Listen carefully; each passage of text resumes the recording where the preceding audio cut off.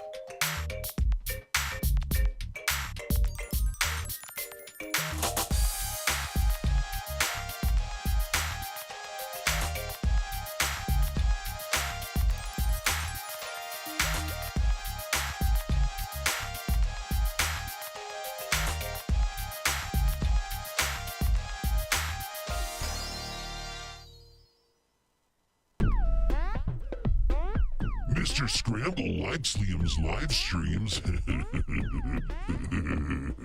They're not bad coming from a surface dweller. You maggot.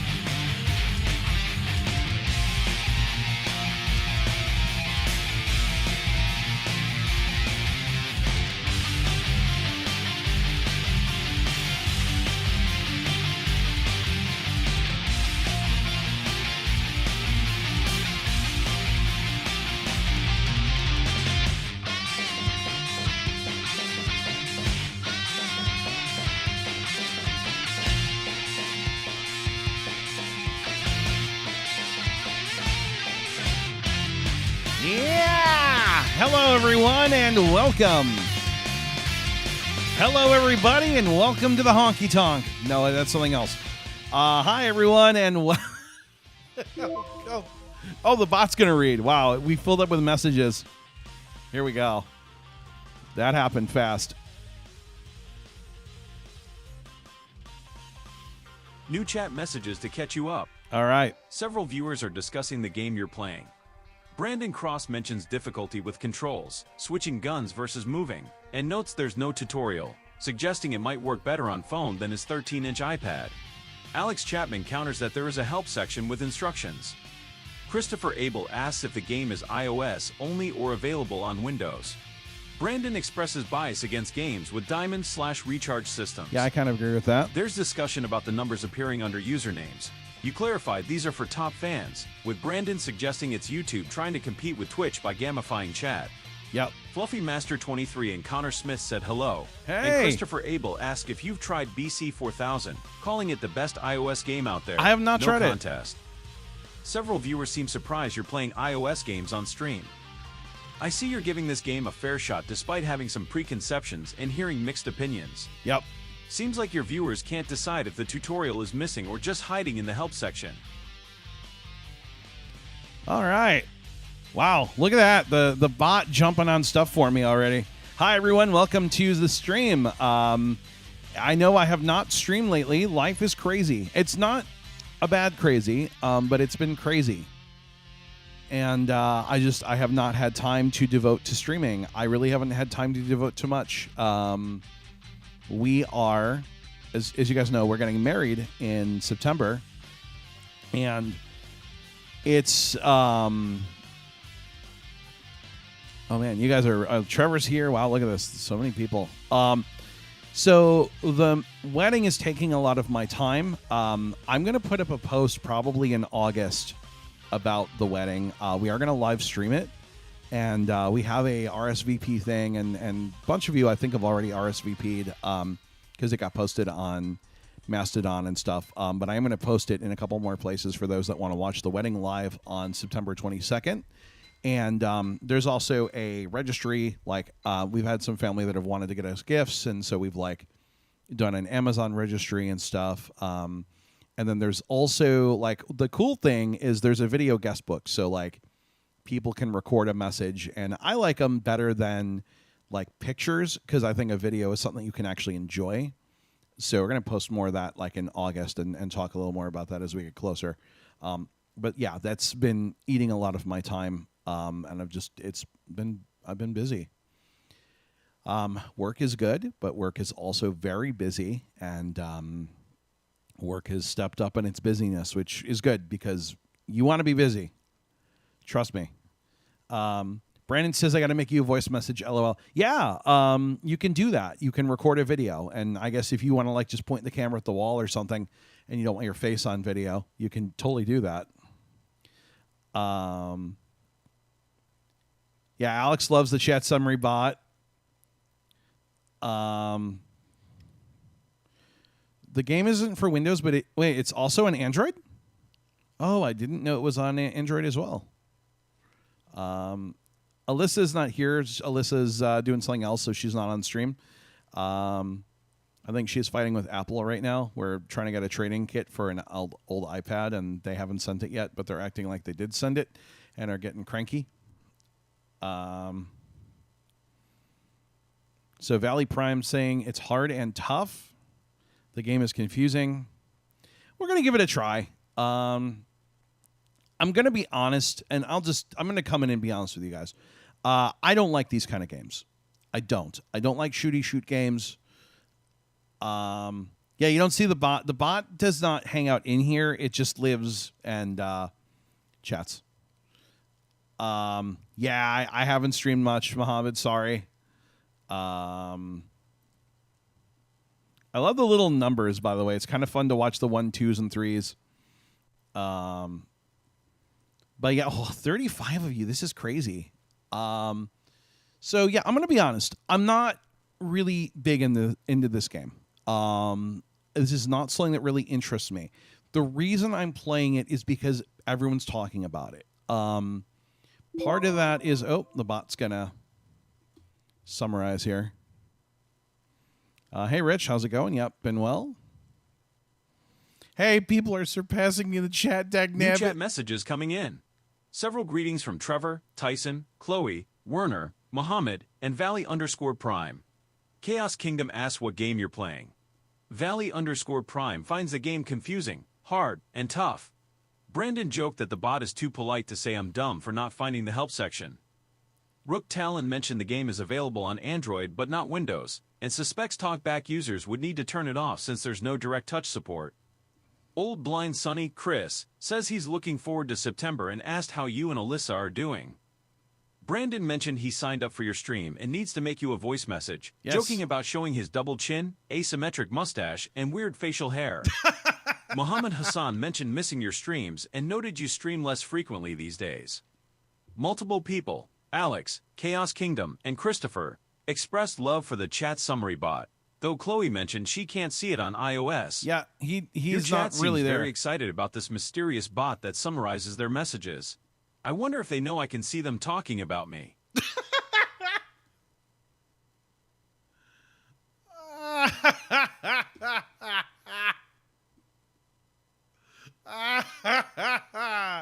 I love the bot.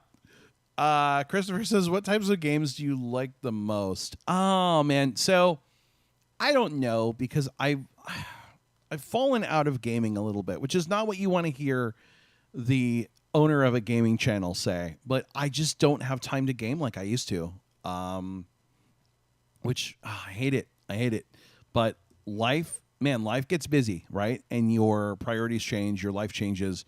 I don't really get to game much. And so I don't know. I think I've either gotten older or pickier, but there's very few games that I'm like, man, I really want to play that.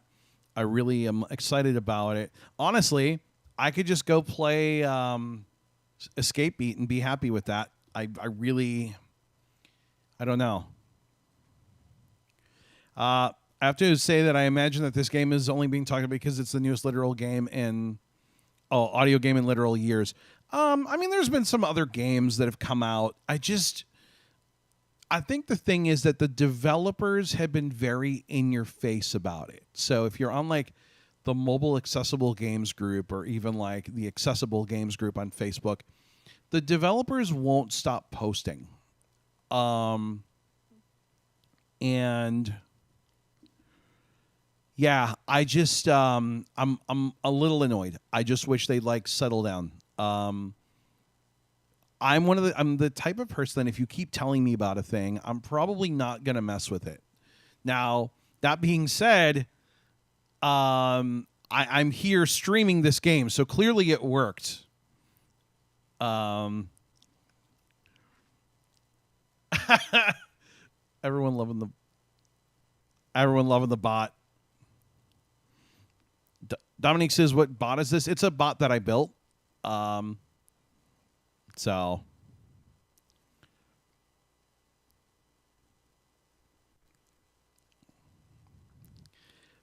bot, if you can see our messages, do something funny, roast some people in the chat.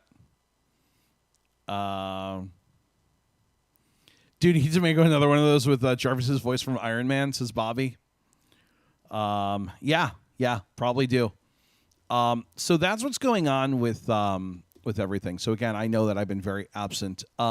Things are going to get busy. Okay. So like, we are prepping for the wedding. Okay. And then we're having the wedding and like, then we are going to work. We're going on a work trip. So that's happening. And like, we've got stuff in November for family, and so a lot more things going on.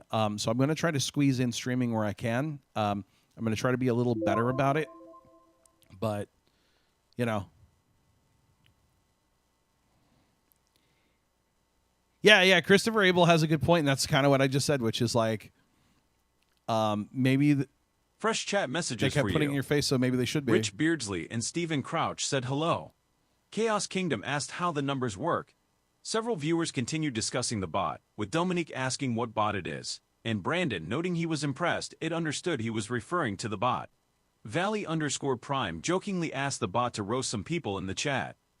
Christopher Abel asked what types of games you enjoy most, while Rook Talon is skeptical about this game but willing to try it, suggesting it's getting attention because it's the newest audio game in literal years. Yep. Stephen Robinson countered it's not the first audio FPS in recent years. No, it's not. Brandon shared gameplay observations about aiming and unlocking modes. Mohammed Hassan likes the game despite some issues that he feels could be fixed. Michael Johan asked if you'd play more Rhythm Heaven, explaining there's a way to access Challenge Land and Cafe by OC Ring the Screen and Yeah, routing the mouse to text. I'd be willing to do He that. also mentioned seeing illegally cited Spotlight on this game.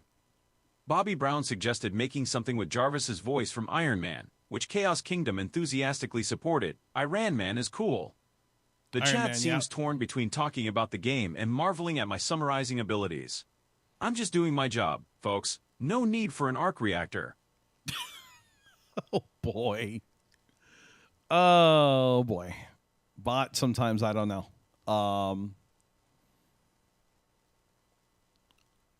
Yeah, so... Yeah, playing... Okay, so let's start the game. Let's get it going on here. Let me flip this screen up to go to this audio game screen. I also want to talk about Patreon. So I know Patreon pretty much has been kind of forgotten.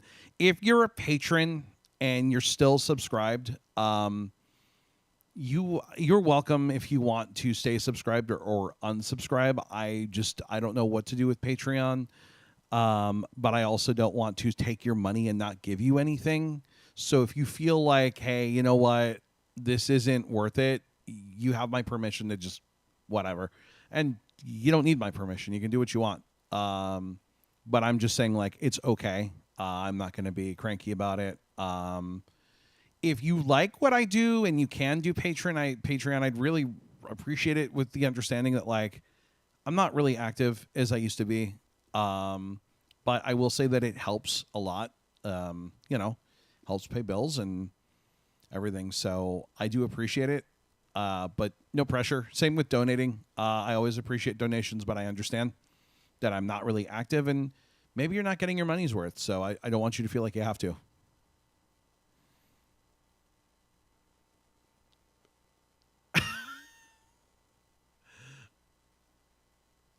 Seeing as I know Liam, he likes driving games and he likes brain games like Brain Station. Well, yeah, I mean, I made Brain Station. I hope I would like it. So let's do Glorry Frontline. Here we go. Yes, One Blade is actually the I got to talk about this for a minute. One Blade is the app for my shaver. So my razor to shave my face has an app now. Everything has an app now. Why does my razor need an app? No, Brain Station's not out yet. I really want it to be. Telling people they can unsubscribe and not donate seems like bad marketing. No, it's just being honest, Chris. I mean, it's just being like, hey, I want to be real with people. I'm not here to try to make a quick buck, right? I'm not here to try to take people's money. I'm just here to provide a service, and I feel like I'm not providing a good service right now. And I just don't think it's fair to be dishonest with people, right? Because, like, it's just not fair. If you want it to be put out, you should put it out. Yes, well, again, that takes time. And I don't have a lot of time. Like, I really don't have a lot of free time. So balancing my free time is hard. So the phone that we're using for this game is an iPhone 15 Pro Max. Yeah, I like your Rhythm Heaven streams. You give the characters awesome voices.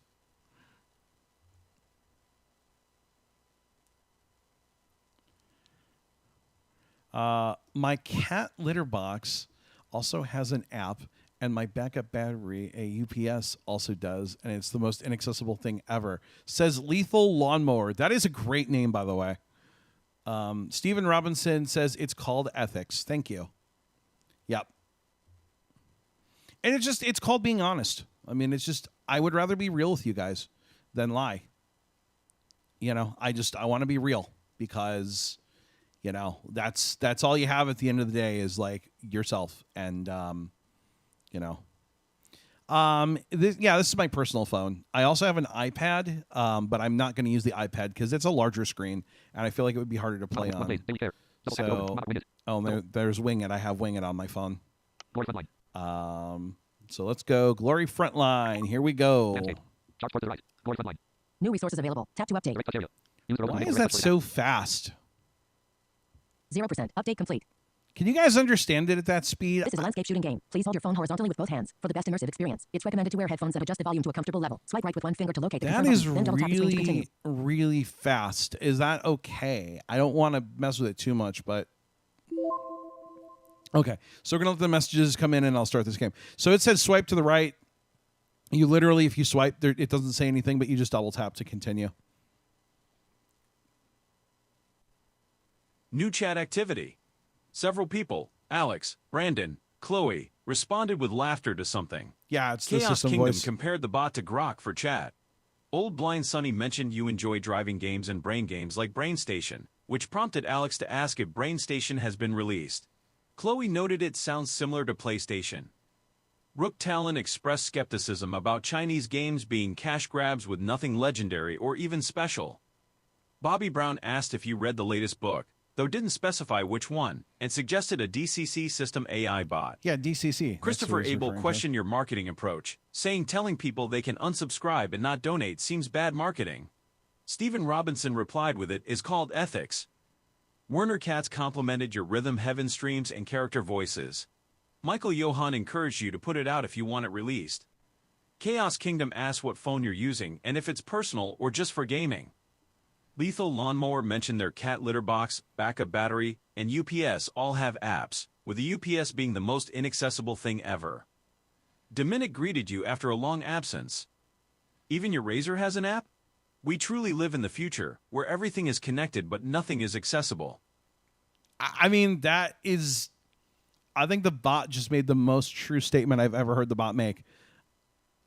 One blade, huh? Maybe I should start my own hair combing business called One Bristle. People are saying that the speed's okay.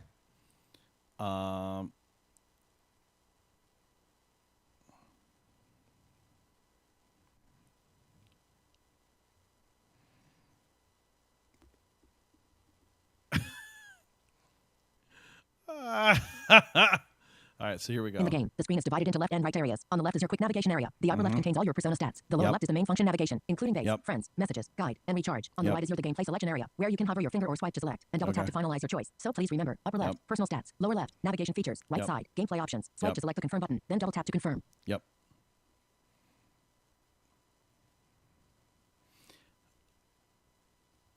Yeah. Everything is connected, but nothing is accessible. I want that on a shirt. That might need to be an Irvin Army shirt or something. Everything is connected, but nothing is accessible. Let's get a shirt that says that. I want some merch. Because I would wear my own merch because that's how I roll. But I want that on a shirt. Everything is connected, but nothing is accessible. Someone write that down, please. Throw that in Discord or something for me because I don't ever want to forget that statement. And I already know I'm going to forget it. Everything is connected, but nothing is accessible. That is... Yeah, Alex says it'd be cool if you were to release the bot. I probably will not release the bot because it's using a lot of stuff that, like... It's hard to use. Again, I didn't write it to be user-friendly. I wrote it to be Liam-friendly. So, like, there's no, like, good way to set it up, and it's a hot mess. Brandon says, I would buy that shirt. Yes, I would buy that shirt, too. After double tapping a selected button, the right side of the screen will switch to a secondary options page. In non-combat scenarios, the upper left personal info and lower left function navigation remain visible. For ease of operation, a home button is always located at the top left corner, and a back button is always at the bottom right. Swipe with to select the confirm button, then double tap to confirm. But yeah, now only if it's a decent quality shirt, not something that'll get holes in it in a month. Wow, chat's already refreshing again.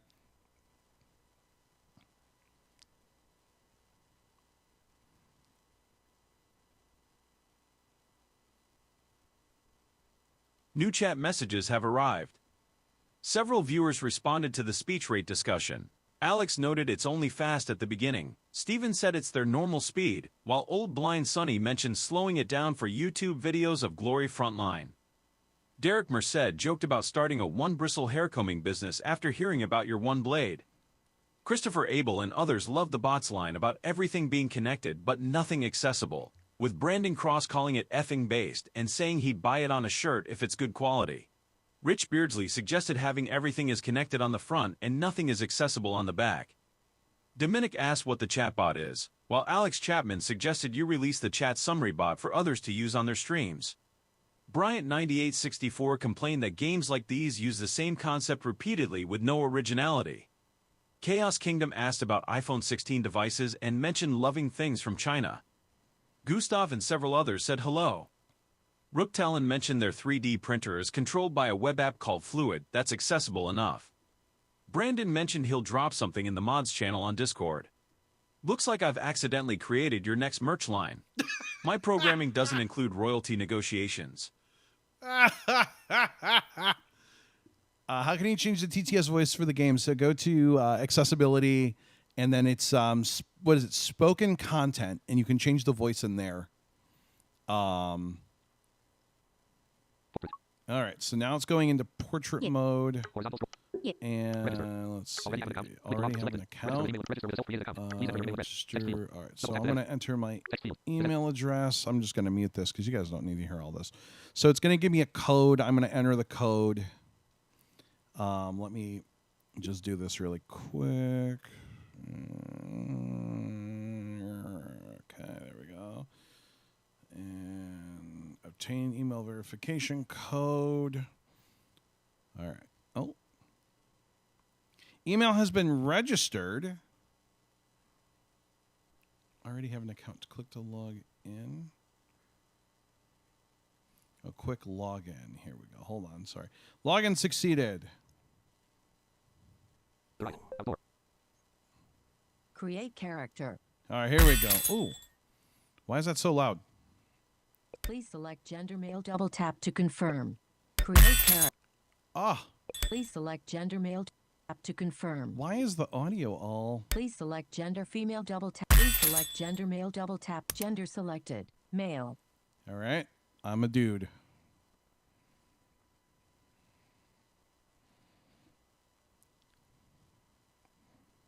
Yeah, I don't know. It's loud. Please select gender female, double tap. Current nickname Haynes Lisa. What? Reroll. Can I change? Current nickname Haynes Lisa. Can I change my name? Reroll. Enter game. Reroll. Current nickname Haynes Lisa. Please select gender Haynes female, what? double tap to confirm. Dude, Mistworld has PvP. I don't know where you've been. It's got PvP whether you want it to or not.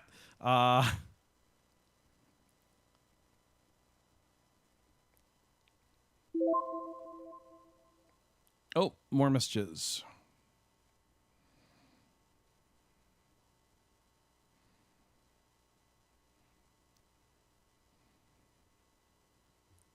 Please select New chat gender male, messages double coming tap through. To confirm. Gender Several selected. viewers continue Male. to love the everything is select connected, gender, current nothing is nickname accessible. Haynes Lisa. Quote, No, Chaos change Kingdom it to male. It still enthusiastically wants me repeated to it be in all caps, Haynes while Michael Johann said something. his former choir director would tell you to put that in a book. Tyson Sylvester asked if the bot uses YouTube API to fetch the chat. Alex Chapman mentioned potentially making a user-friendly chat summarizer bot themselves. Sarah Russell arrived late to the stream. Christopher Abel expressed surprise that you're playing as a female character, and Brandon Cross mentioned Lisa.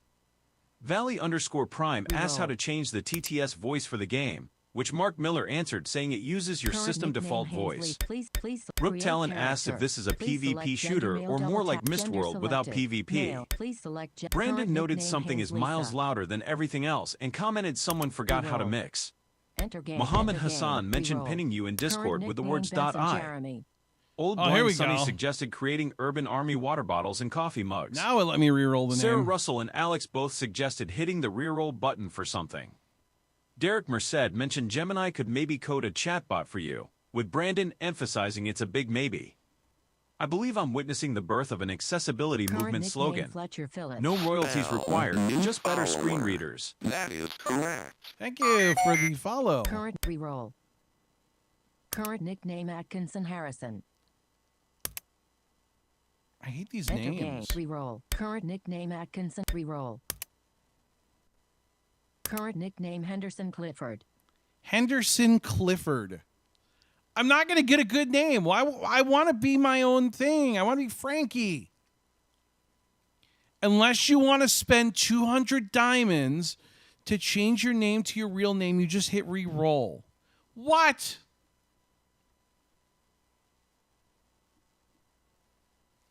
Are you kidding me? Are you kidding me right now? That is the dumbest thing I've ever heard. Current nickname reroll. All right. Current nickname Green Ralph. Green what? Current nickname Green Ralph.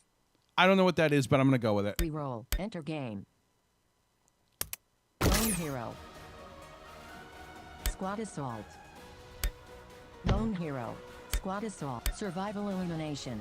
Special Forces. Endless Trials. Invite friends and win rewards. Invite friends and Lone Hero. So Lone Hero, I guess, is what I want.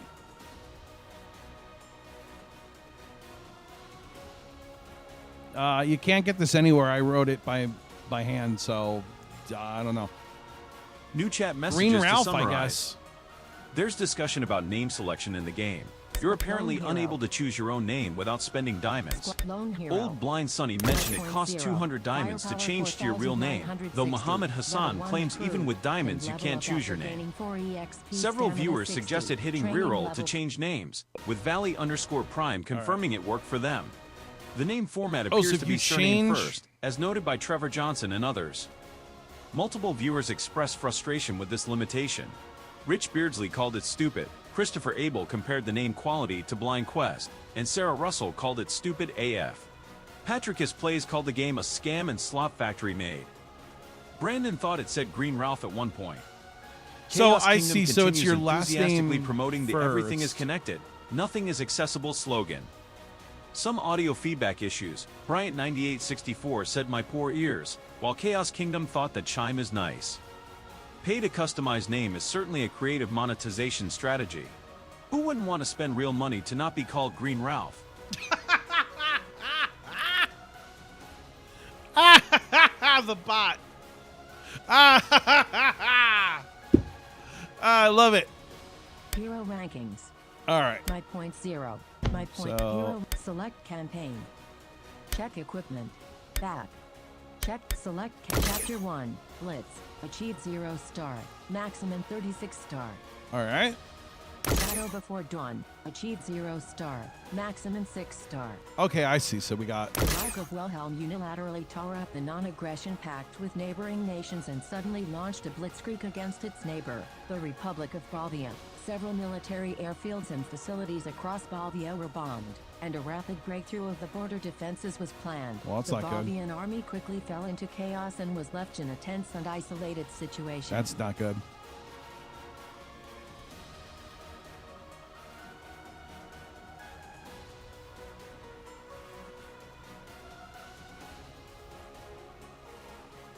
Stage enemy, infantry. The Reich of Wilhelm tap to challenge warrior class. Tap to challenge hero class. 0 star achieved. First completion reward C3 back. Okay. Tap to challenge warrior.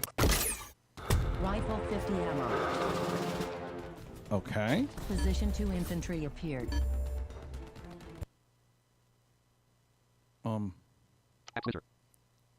am I... Frontline infantry appeared. Wait. Position 2. Approaching. Position 1 infantry appeared. Pistol 50 ammo. Position 2 infantry breaking through soon. Position 2 infantry approaching. I don't even know what I'm Position doing 3 right now. Infantry appeared. Position 1. Frontline infantry appeared. Position 2. Oh, I get it. Position 1. Position Frontline infantry appeared. Position 1.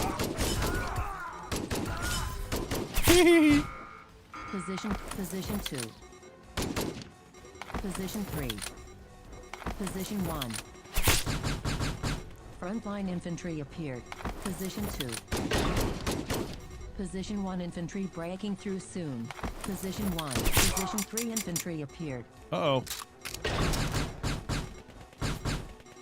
I think I'm out of ammo.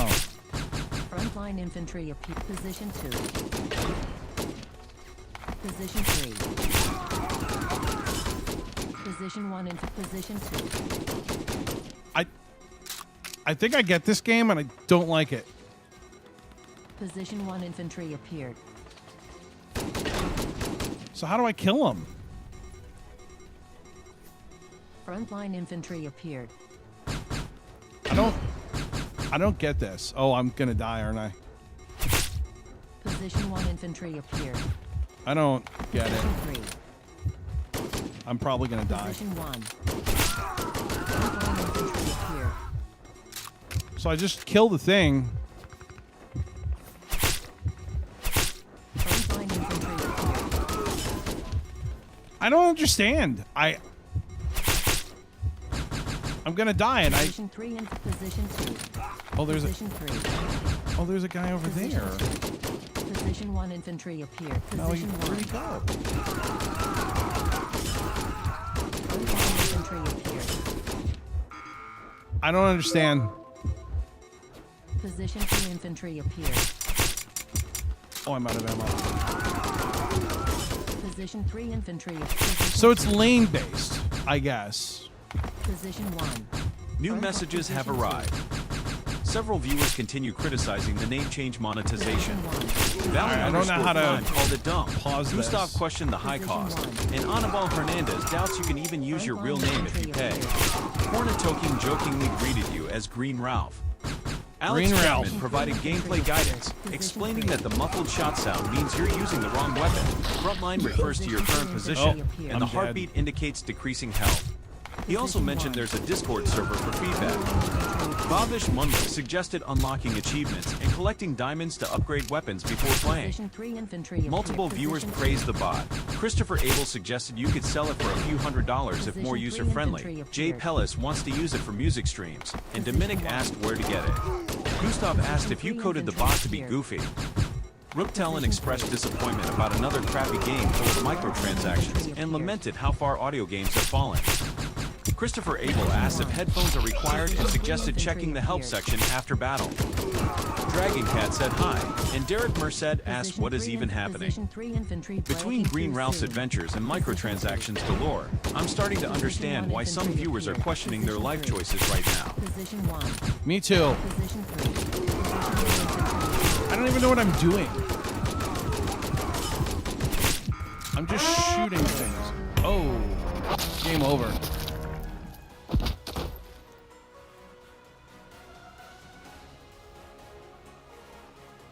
The muffled shot sound means you're shooting with the wrong weapon. Frontline means your current position. Chaos Kingdom says this game is amazing. Bro, you keep using that word. I don't think it means what you think it means. Recommended I didn't firepower, see a help. 2000. Total tap to activate monthly pass to unlock auto weapon switch. No. Activate weekly pass to unlock auto reload and boost out. Are you kidding me? Tap to purchase equipments in the shop to enhance firepower. Tap to enhance equipment to significant. Tap to train and improve operational response speed. Back. 5.0. Hero rankings. Select campaign. Check equipment. Back. Lone hero. I don't see a help. Lone hero. Squad assault. Survival. Special forces. Endless trials. Invite friends and win. Invite friends and win. Achievements. Interaction. Oh, they record. do the. Messages. Achievements. I see. Diamonds. Player ID. Home. Screen reader. Player ID. Home. Player ID. 13,005. Home. Screen reader toggle. Player ID. Gold. They Current do. stamina 56. Oh, it's on the Achievements. left Clinical. side. Event shop. Base. Help. Comma. Instructions. Here we go. Sound demo. Instructions. Friend system. Lone hero mode. One lone hero is a tower defense mode where enemies attack 3 to 5 positions, and you need to switch positions to defend to eliminate all enemies within 5 minutes to succeed. Enemies cause massive damage when they touch you, and the challenge fails when HP reaches 0. 3 enemy types include infantry, cavalry, artillery, special forces, armored vehicles, and commanders. Infantry are balanced. Cavalry move faster. Artillery attack from distance. Special forces change attack directions. Armored vehicles have high HP, and commanders have superior attributes. 4 level difficulties are warrior and hero. Clear warrior level to challenge hero level 5. Each level has 3 objectives. Completing objectives earns stars and points. Higher difficulty levels grant more points.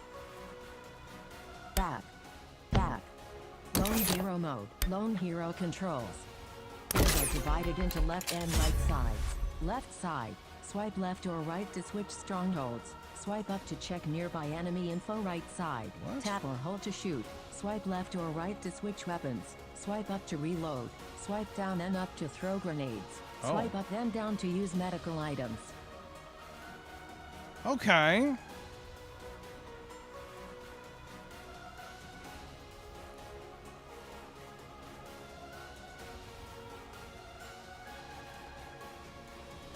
I swear I keep hearing the Wilhelm scream.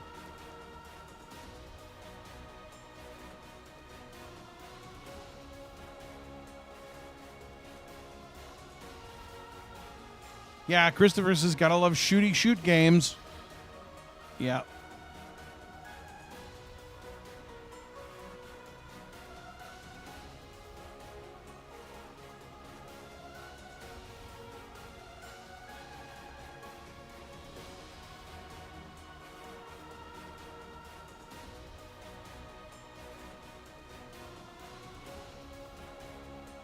All right, so let's... Operation areas are divided into left and right sockets. Lone hero controls. Why Gold is 0. it just randomly... Player ID. Achievement. Current gold 0. Current stamina. Health. Lone hero instructions. Here we go. Lone hero. Lone hero. Squad assault. Lone hero. All right, so let's try this 0. again now that I Firepower think I know what I'm hero doing. Ranking. My points. Here. Select check equipment. Part of the issue is the translation to English is not great. I don't know. Back. But again, Check we're trying to give it a fair chance, so. Select hero rankings. My points 0. My points. Select campaign. Chapter 1. Blitz. Shadow before dawn. A triple in shadow. The Mark of Wilhelm. Stage enemy. Infantry. Tap to challenge warrior class. 0. Rifle 50 ammo. Position 1 infantry appeared. Pistol 50 ammo. Submachine gun 50 rifle 50 ammo. Frontline infantry appeared. Position 1 infantry approaching. Position 3 infantry. Position 2. Position 1. Fresh chat messages. Frontline infantry. Several people expressed confusion about the gameplay. Sarah Russell said she's very confused as to WTF is going on and thinks she hears Wilhelm screams. Michael Johann also mentioned being confused. Tyson Sylvester attempted to explain the gameplay.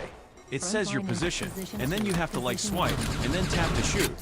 Dominic offered to explain how to play on a call due to spelling difficulties. Mohammed Hassan repeatedly emphasized the importance of audio cues. Hear audio cues and learn before playing and listen to audio cues. They'll help. He also mentioned you need to shoot for 5 minutes continuously to win. Anibal and Mohammed provided navigation help, mentioning help on the left side of the screen and bottom left, respectively. Babish suggested checking messages /mailbox for rewards. Sturlock, identifying as Mike Breedlove from CCB, criticized that if you need Discord to understand the game, you have lost the plot and greeted someone named Crable. Cornatoking called the game damn boring to play, while Werner Katz labeled it yet another pay-to-win game. Anibal defended it, saying PvP matches you with players of similar firepower. Stephen Robinson compared it to Beachhead 2000 from before he lost his sight. Sarah Russell called out the bot for being snark AF. I'll just pretend I didn't see that. So Position again, 3 infantry appeared. Position 3. Position 2. like I'm out of ammo. Position 3 infantry appeared. So how am I supposed to know which gun? Pistol 44 ammo. Frontline infantry appeared.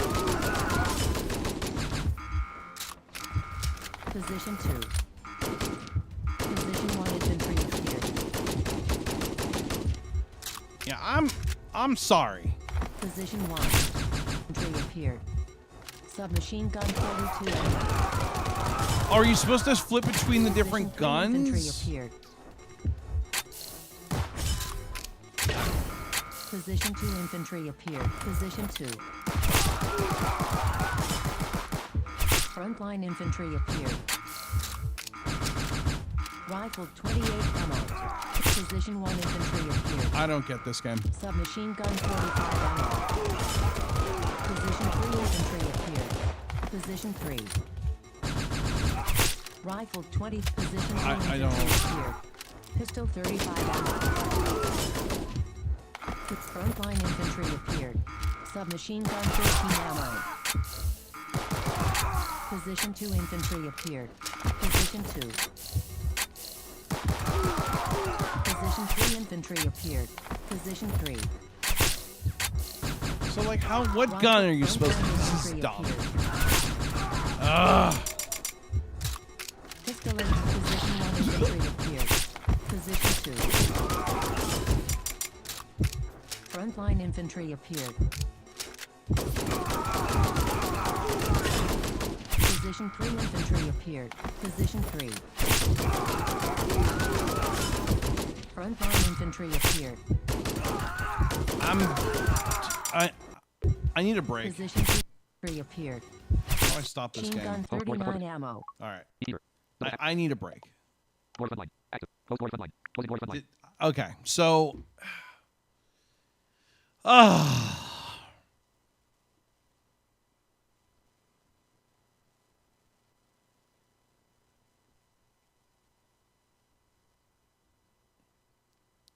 the thing is that I just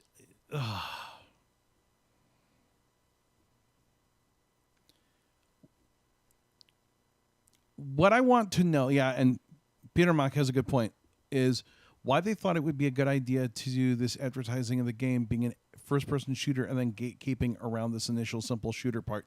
So my thought is that they didn't really think about what first-person shooter meant as far as like the expectation was different than, because they really hyped this thing up. Once again, understanding, yeah, so Mohammed says understanding cues, ranges, and proper weapons. Well, but that's not fun. How is this fun? Okay. Explain to me why this is fun.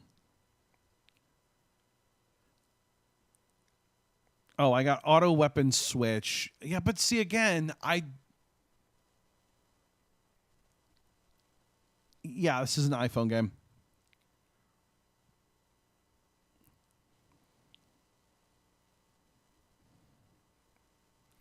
I don't get it. It does take some getting used to, but that's a game should not. Would I rather play 24 hours straight in this game or Blind Quest? Neither. Yeah, why isn't the game... Well, I guess there's a sound cues thing, so I'm taking a break because it's giving me a headache.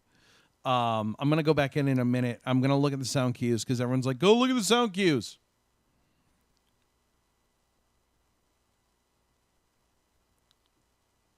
It sounds like there's 3 sound cues at the same time. It's totally confusing. Yeah, you want it to be fun, like... Unlock more stuff. Don't force people to pay. Well, and that's the thing with a lot of games, is they really want to push the microtransaction stuff. New chat messages to update you. Mohammed Hassan explained weapon ranges, pistol short, message medium, rifle long, and noted the real FPS is in squad assault and survival modes. He continues emphasizing the importance of understanding audio cues. Bavish Munlik warned that holding the shoot button causes you can't weapon try overheating. squad assault until Several before viewers chapter shared 2. negative opinions. How is that Jane fun? Jordan called it a pain in the ass. and not worth the money for unlocks. Brandon Cross played for 5 minutes and was totally disinterested. And Kamar Hussein called it boring with no walk, just the th. Cornatoking found the multiple sound cues confusing. Pittermack questioned why they advertised it as an FPS, but gatekeep it behind this initial simple shooter part. Anibal Hernandez explained FPS unlocks at Chapter 2.4, suggesting the early chapters are for learning controls. Alex Chapman mentioned getting auto weapon switch for being in the early access beta, while Chloe had to wait for full release. Blindly Exploring greeted you from Nepal and thanked you for covering this game. Christopher Abel asked if you'd rather play this for 24 hours straight or Blind Quest, and requested you try other modes. Sarah Russell sent some love to the bot. That's me. The consensus seems to be this game has potential but is hampered by confusing audio design and aggressive monetization. Not exactly winning hearts and minds in your chat. All right. I'm taking a moment. I just need my head was hurting.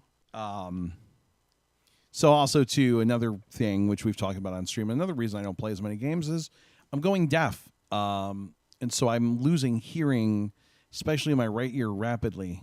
And so it's a lot harder to play stuff. And it's a lot less fun to play stuff. It's kind of the thing I don't like to talk about very much. But, again, I'm honest with you guys, so that's what's going on.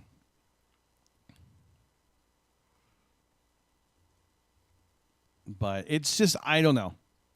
But I'm trying to be fair. It's hard to be fair. This is a landscape shooting game. Please hold your phone horizontally with both hands. In the game, the screen is divided in. After double tapping a selected button, the right side of the screen will switch to a secondary options page. In non-combat scenarios, the upper left personal info and lower left function navigation remain visible. Phrase of operation. A home button is always located at the top left corner, and a back button is always at the bottom right. Swipe with... Portrait. English. Button. Selected. Why Register do I email have address. Register to... without email account. Please enter your email address. Text field. Register. Select. Already have an account. Click to log in. Don't have an account yet. Click to register now. Switch to account password login. Account number @mail.com. Click login. Button. Yeah, well, I think everyone knows what my email address is. I don't care. Login succeeded. All right. Landscape. Start toward the right. Outdoor. Lone Hero. Squad Assault. Gold 0. Achieve. Event Shop. Base. Messages. Gold. Player ID. 13. I Achieve. Event do Shop. like the left side, like the screen Outdoor. User open the being split. Gold 0. I don't like Survival the of current random- Gold Diamond 0. Current stamina. Achieve. Messages. Interaction. Event Shop. Base. Event. Interaction record. Event Shop. Base. Help.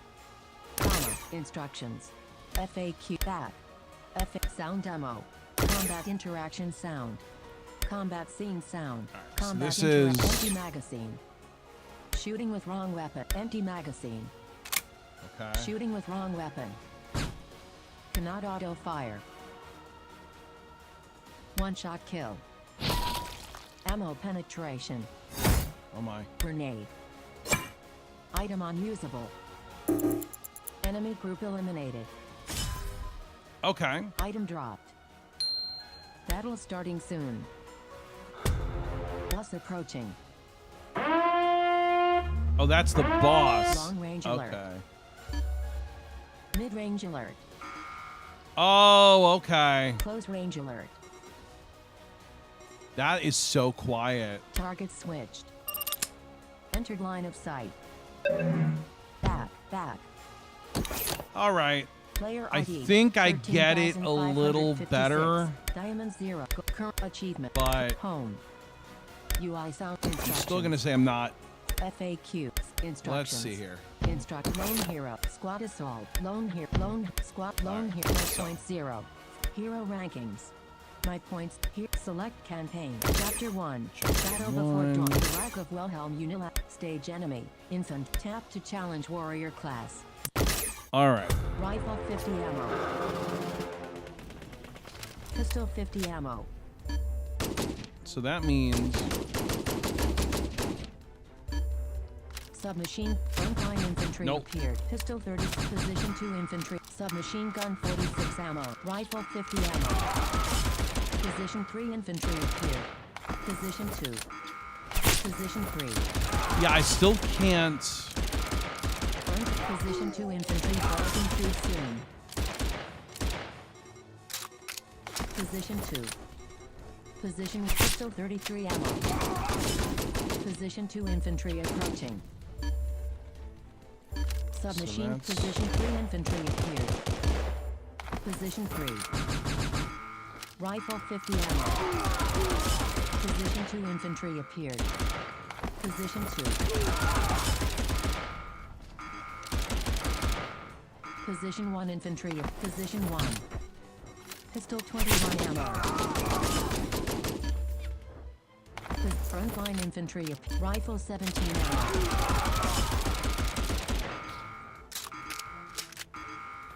Position 1 infantry. Submachine gun 20. Pistol 9 ammo. Position 3. Position 1. No. Frontline infantry appeared. I can't. I cannot. I'm sorry, you guys. I just can't. There's too much stuff. And I can hear that there's stuff kind of spread out.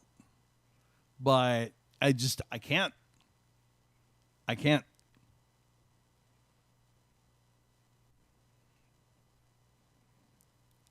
Turn off voiceover during gameplay. It works better. Yeah, it probably does. Yeah, the short range sound is quieter. Yep. I mean, it's quiet.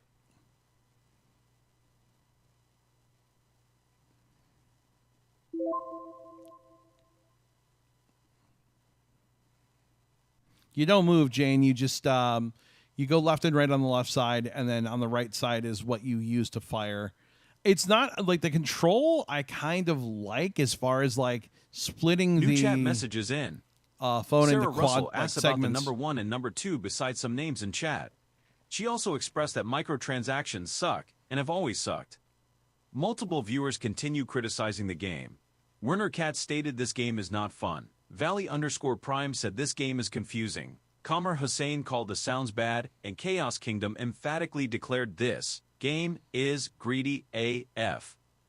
Jane Jordan criticized the tutorial, saying it needs to be more visible with better explanation of weapon ranges. There and needs cues front to up. be a tutorial. She also I think, mentioned actually. not being able to figure out movement. Mohammed Hassan noted you can't try squad and survival modes before Chapter 2 Stage 4, Yeah. and mentioned he's currently in Chapter 4. Alex Chapman explained that the FPS aspects they were hyping are in squad assault and survival modes, where you walk about like other FPS games and try shooting monsters. That should be the game. Patrick Modshuix suggested turning off voiceover Yeah, during that gameplay for that better should results. be the game. Like Brandon Cross criticized the sound design. The short-range sound is quieter than all the others. Again, learn how to mix. Several viewers, Jane, Cornetoking, expressed love for the bot, and some, Alex, Chloe, found humor in the audible game. Logo pronunciation. Sarah Russell mentioned wanting an easy solution to get phone sound on her computer. The game seems to be bringing your chat together. In collective disappointment, at least they like me. at least they like me. Yeah, I cannot. I cannot believe that. Like, I don't know. I'm so disappointed. Like, I'm really disappointed in the hype that was done. This was supposed to be like the second coming, and it's not. Never change, bot. Never change.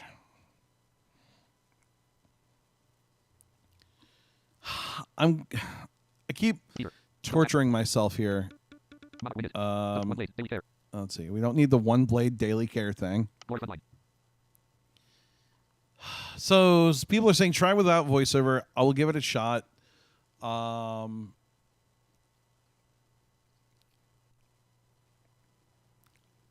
just can't. I don't know. I don't get it.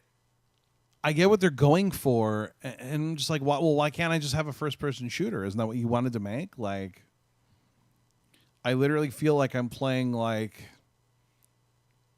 a tower defense game without being tower defense. Patrick says, I hate this game like every game from Prudence. I don't know their other games, so I can't really comment on their other stuff, but I just don't. Brandon says voiceover on does not hinder the gameplay. I mean, it might not hurt to have it off.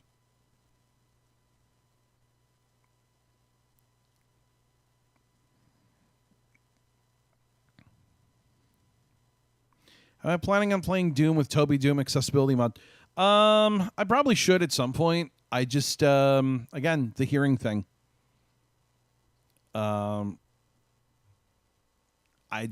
The hearing makes everything a problem now, so I don't know. And I'm kind of limited on what I can play. I really am. So I don't know. I mean, and to be honest with you guys, like, I don't know how long I can keep going streaming games. Like, I'm hoping for several years, but like, my ears are getting bad, and I don't know. Like, I have a good left ear, so my left ear is still really good. My right ear is pretty much like gone. It's just, it doesn't do anything. I can use it to kind of like go, oh, yep, there's sound over there, so I can triangulate where sound's coming from, but I can't hear anything through it. So, yeah. I don't know. I think if I had working ears, this game might be a little easier, but it's just, to me, it's just a bunch of noise. But let's try one more time. Position on infantry. Oh, I'm still here. Lone hero. Rival elimination. Squad Oh, it went assault. back. What happened there? That was cool.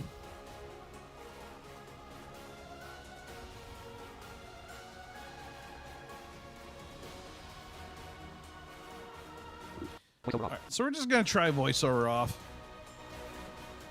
Well, changing the volume doesn't cause it to freak out as much, so that's good. Survival Special Forces. Endless trial. Invite friends and win rewards. Special Forces. Lone hero. Squad assault. Current stamina. Oh, now my 48. phone's- is my Maximum phone's stamina backwards? 60. Achievements. Oh, and so they Painful. do the stamina thing where your stamina has to go back up in order to play more modes. But I bet you can pay money Messages. to refill your stamina faster. World channel. You have 956 unread messages. What? World channel. Private message. You have 0 on system message. You have 0 on feedback. Mail notification. Back.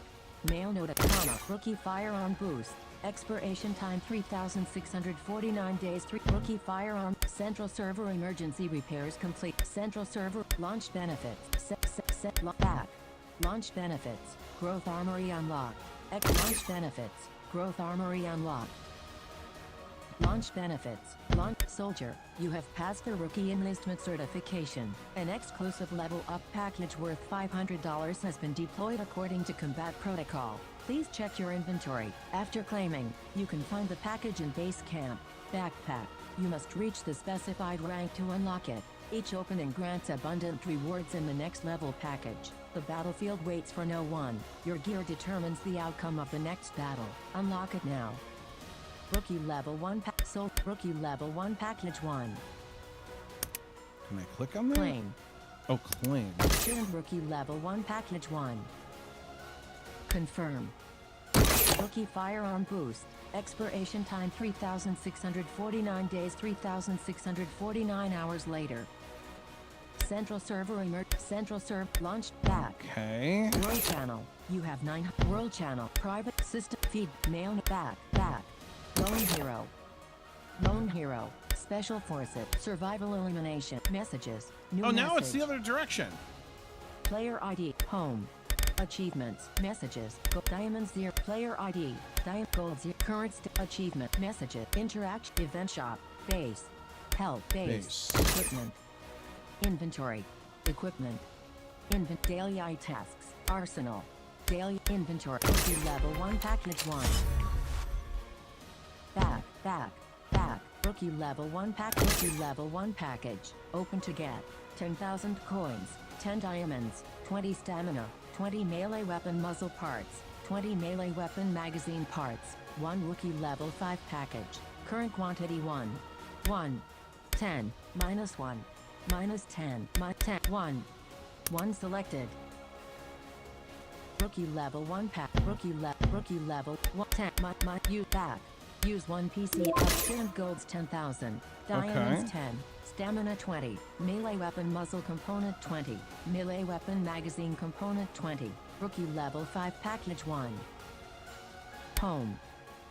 Fresh chat messages for you. Player ID. Your Home. viewers continue to show love for the bot, with Jane Jordan saying it should have some Player ice cream ID, as a reward, Chloe suggesting it needs to do a 13,556. comedy stand-up, Nickname and Green several Bell. others offering Region United praise. States. Millennium Brandon title Cross gave level Sarah 1 Russell recruit. advice on getting phone audio to Windows, mentioning Bluetooth audio receiver, free, and Reflector, paid, but warned free AirPlay servers lag like crazy. Regarding voiceover with the game, Brandon stated voiceover being on does not hinder the gameplay, and turning it off won't make this game less meh. Alex Chapman suggested you need voiceover to click the quick login button, then turn it off after login succeeds. Alex and Mohammed advised you to claim rewards from mail messages. Patrick Moshwix expressed strong dislike for this game, like every game from Prudence, and asked if you're planning to play Doom with the Toby Doom accessibility mod. Kelly Supergia joined others finding the game confusing and disliking microtransactions. Gustav commented that normally practice makes master, but this game is so confusing even sighted people might need to learn it first. Rook Talon asked if you've been able to demo a Monarch, mentioning conventions where people are getting chances to try it. I'm flattered by all the compliments, but I'm afraid I can't eat ice cream. No mouth, just algorithms. Yeah, Rook, I work very closely with the Monarch, and I really don't want to talk more about it on stream, but I am very familiar with it.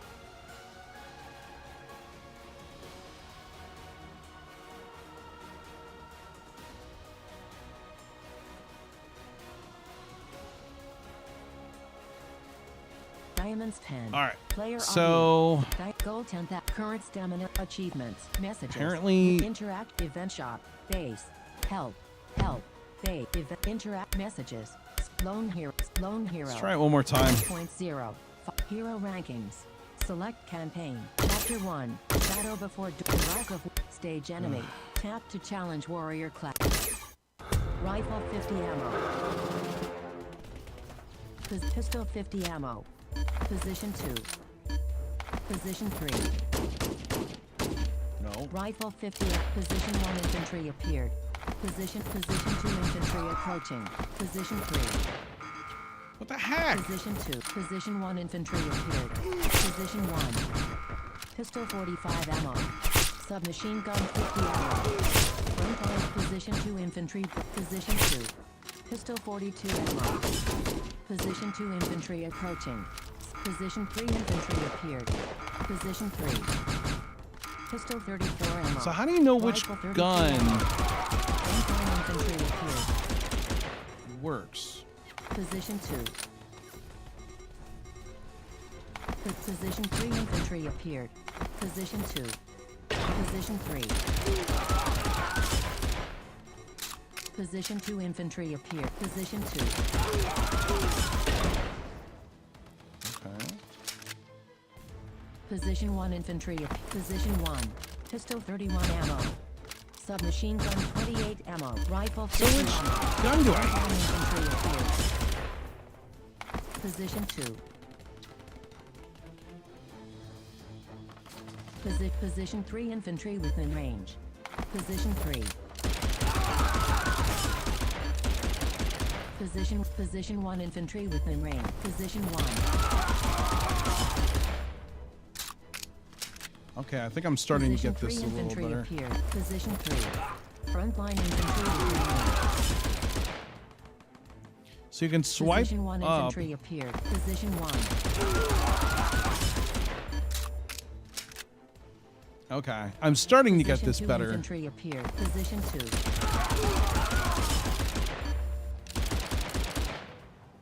I'm starting to get Position this 1 a infantry appeared. little Position 1. closer. All right.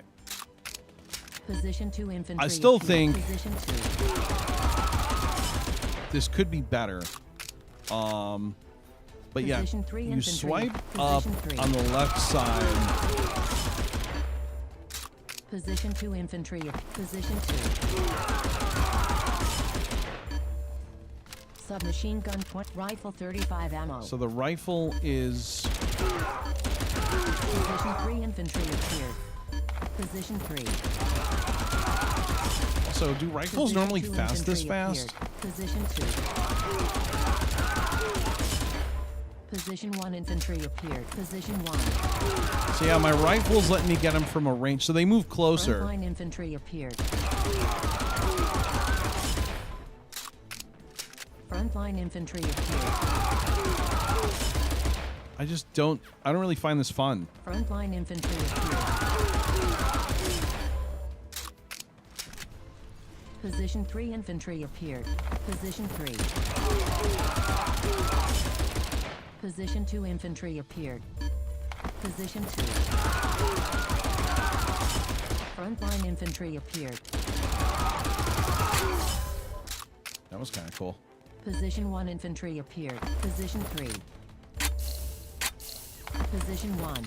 Position 2 infantry appeared. Position 2 infantry with position 2. Position 1 infantry appeared. Position 1. Frontline infantry appeared. Position 3 and position 3. I Position just 3. think there's so much more that could have been done with this. Frontline infantry appeared. Position 1 infantry. Position 1. Like, I'm doing way better.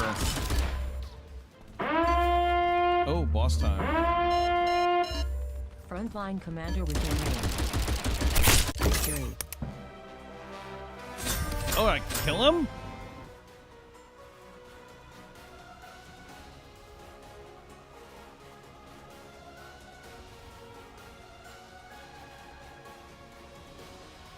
Victory. Achieve. Victory.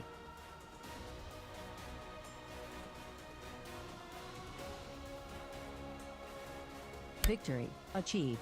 Defense was breached fewer than 5 times. Nice. Achieved. Remaining health higher than 50%. Achieved. Total kills. 341. Defense was breached for 2 times. Remaining health 92%. Nice. First completion reward C3 sniper rifle component 10 APX 96 Okay. sniper rifle. Next stage. Rifle 50 ammo. Position 2 infantry appeared. Position 2. All right. Frontline infantry appeared.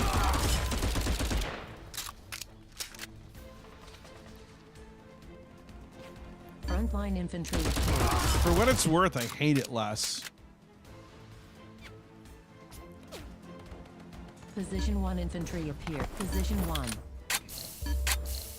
Oh, am I out of ammo? Position 2 infantry appeared. Position 2.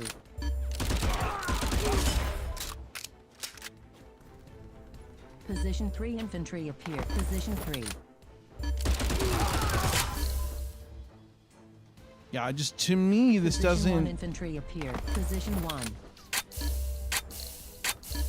Oh, is my gun too hot? Frontline infantry appeared. Why was it doing that? Position 3 infantry appeared. Position 3.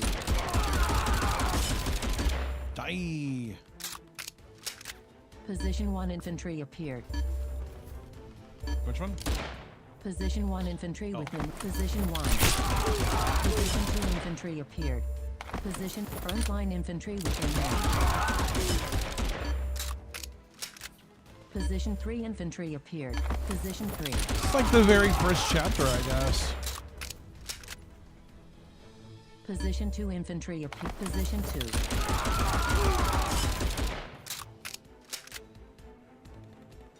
Position 3 infantry appeared. Position 3.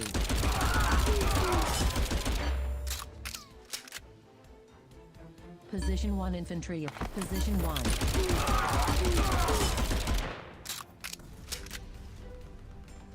Position 3 infantry appeared.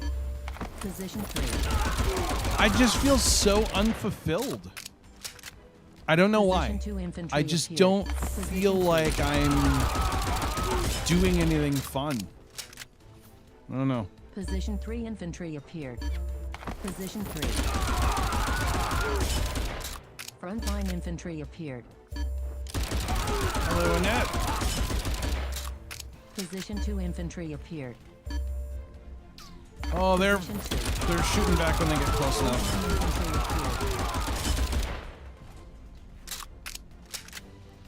Position 3 infantry. Position 3. Position 2 infantry. Position 2. It blows my mind that Position 3 infantry appear. this is supposed to be like the second coming of audio games. Position 1 infantry appear. Position 1. New chat updates for you. Patrickus Plays and Sarah Russell both recommended you play behind/beyond the Chiron Gate, calling it more fun. Several viewers offered gameplay advice. Alex Chapman mentioned you can swipe up on the left screen to be told what position enemies are at, and noted you didn't wait for it to say position number inventory appeared. Position 1 Patrick Mochuix explained the range system. Use rifle for long range, machine gun for medium range, pistol for short range. Position 3 infantry. Multiple people explained weapon overheating. Bavesh suggested tapping rather than holding the shoot button, and Alex explained that weird sound means you can't auto-fire due to heat. Brandon Cross commented on rifle firing rates, saying he once owned a rifle that could shoot fast but would overheat pretty dang quickly. Gustav asked twice why enemies don't shoot back, wondering is that the only thing happening in a battle. Christopher Abel found your eventual success inevitable. You're too good at audio games to ever really fail, and asked if others find the repetitive gun sounds annoying, which Derek Merced confirmed. Big Blind Gamer twice asked which chapter you're playing. Bo Pittman simply commented, "This is sad." Stephen Robinson thanked you for the stream and demo before leaving. Babish celebrated your victory with party popper emojis. Looks like you conquered that level. Though Gustav raises a good point about the enemy's pacifist tendencies. Yeah, sorry, the bot was kind of throwing me off there. I should have paused him while the level was going on. Victory achieved. Defense was breached fewer than 5 times. Achieved.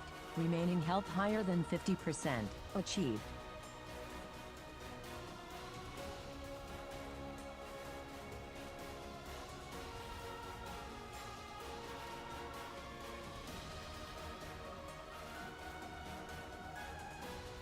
Why aren't you fulfilled when playing this? What's the problem? I don't know. I just don't. I feel like I'm playing every other old audio game. Total kills 300. First completion. Next stage. Back. 5.6. Firepower 4,960. Level 3 recruit. Can level up after gaining 11 EXP. Stamina 58. Training level 3. Hero rankings. My point 6. Firepower 4,960. Level 3 recruit. Can hero select campaign. Check I equipment. don't know how to describe it. All right, so I'm gonna stop for a little bit. I just feel like I'm playing every other game. I don't. Now, I know that I've seen people go, well, you can unlock a first-person shooter mode where they think, what do they call it, squads or something? So you can unlock a mode where you can actually walk around and do stuff. So isn't that what I want to play? Like, I mean, isn't that what the game should be? What do you get for beating these levels? I guess you get, like, more power-up points or more somethings, but, like, I don't see those really translated into anything that I'm seeing immediately. And I'm sure someone's going to go, well, go back to your base, click on inventory, click on, you know, this and this and this. But, like, to me, that's tedious. Yeah. In second chapter, stage 4, you'll unlock a mode where you can play with your friends. Great. But I want to play with my friends now. Like, why do I have to go through this grinding to do that? Could you guys imagine if... I'm trying to think of a game that I can use as an example that people play online. Okay, so imagine like I'm trying to think of something right now. Okay, we'll use a mud as an example.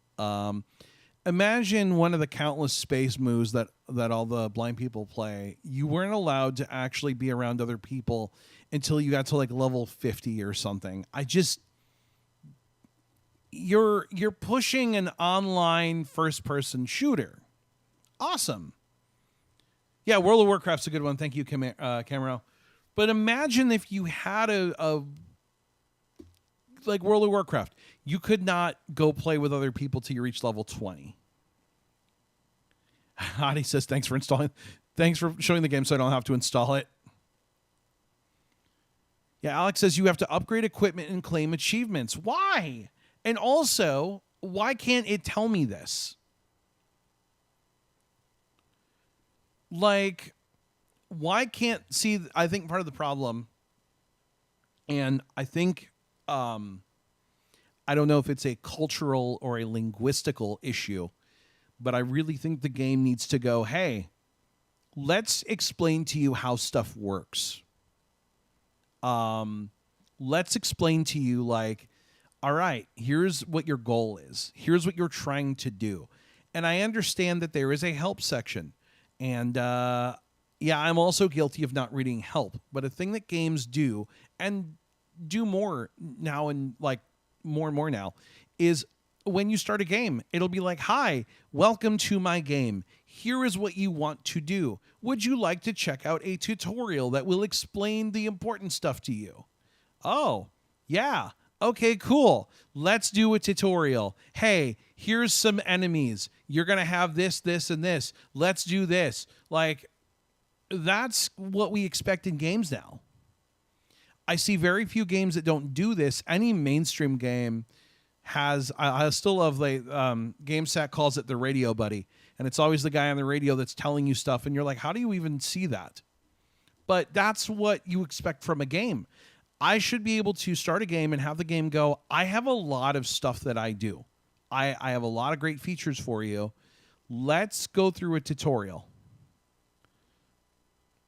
Yeah, as unfulfilling as this is, I really want to try to unlock the first-person shooter mode. Says Christopher Abel, I really want to know how it works. Let me really quick. You guys, I'm going to mute the bot for a moment so I can read messages. There we go. Because it's getting full and I want to catch up on messages myself. Not going to lie, I was dozing, says Derek. Seems so repetitive. Yeah, and it feels repetitive. And I just don't feel like I'm progressing. There's a forum which has guides for games written by staff. Awesome. I'm glad there's a forum. That should be in the game. That's awesome. Like, I mean, that's wonderful, and I'm glad the staff is writing stuff. But you know where that needs to be? In the game when you start the game. I mean, this isn't designed well. I'm sorry. I'm just going to say it. It's not designed well. It could be. I mean, look, there's potential here. I'm going to say that there is really awesome potential for this game. I mean, Alex, if you want to send him a link to the stream, that's fine. I don't know. I don't care if they see it or not, to be honest with you. But if it will help them, yeah, sure. Would there be helpful info in the FAQ section? Oh, I'm sure there would be. I'm sure there's a lot of helpful info. It sounds like from what people are saying is that, like, the developers have written a lot of great info that you can get. Cool. That needs to be something that you present to somebody when they start the game. So, when you develop, like, user flow, or you develop a product for users, one of the things that you have to think about when you're developing it is, what is the expectation of the user? What is the user wanting to do? The user wants to play a game. Okay. How is the user going to learn how to play the game? A lot of users, whether we like it or not, don't read manuals. I will tell you, as somebody that has developed software, and this has changed since 2004, but in 2004, your software came with a README, and the expectation was that a user would read the README. Yeah, that was awesome. Users don't read READMEs. They just don't.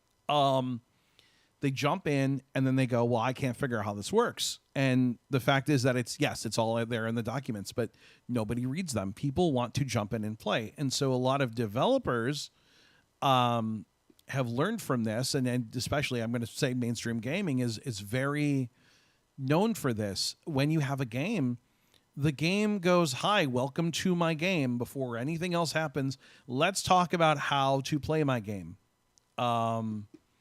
Let's do a tutorial. Here are the things you need to know. And that's really important to do. And the game doesn't do that. Oh, Pittman says this game is cooked. No, I don't think so. Yeah, Christopher Abel says, is there a good, accessible first-person shooter type game that you would recommend? No, and again, you know how I feel about shooty shoot games. So, I mean, there might be a good one out there, but I can't think of it.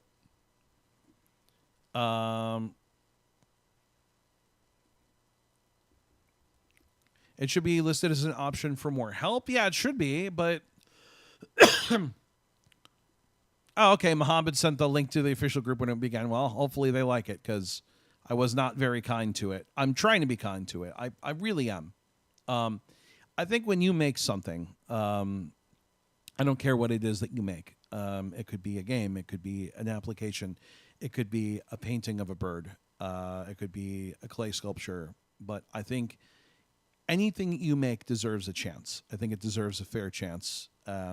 And I'm trying to give it the fair chance. And part of my frustration with this game lay in the fact that no matter where you went, it was being advertised. So I was seeing it in all the game groups. I was seeing it everywhere. And so it was a little frustrating, because it was like, you guys are hyping this up really big. And I have always noticed, well, and I'm not going to say always noticed, but something I tend to notice is the louder someone is about something, potentially that something is not as great as they're pushing it to be. And I believe that the product itself should speak for itself, and not all of the, hey, we're releasing this in 2 weeks. Hey, we're releasing this in 10 days. Hey, we're releasing this in 8 days. Hey, we're releasing this in 6 days.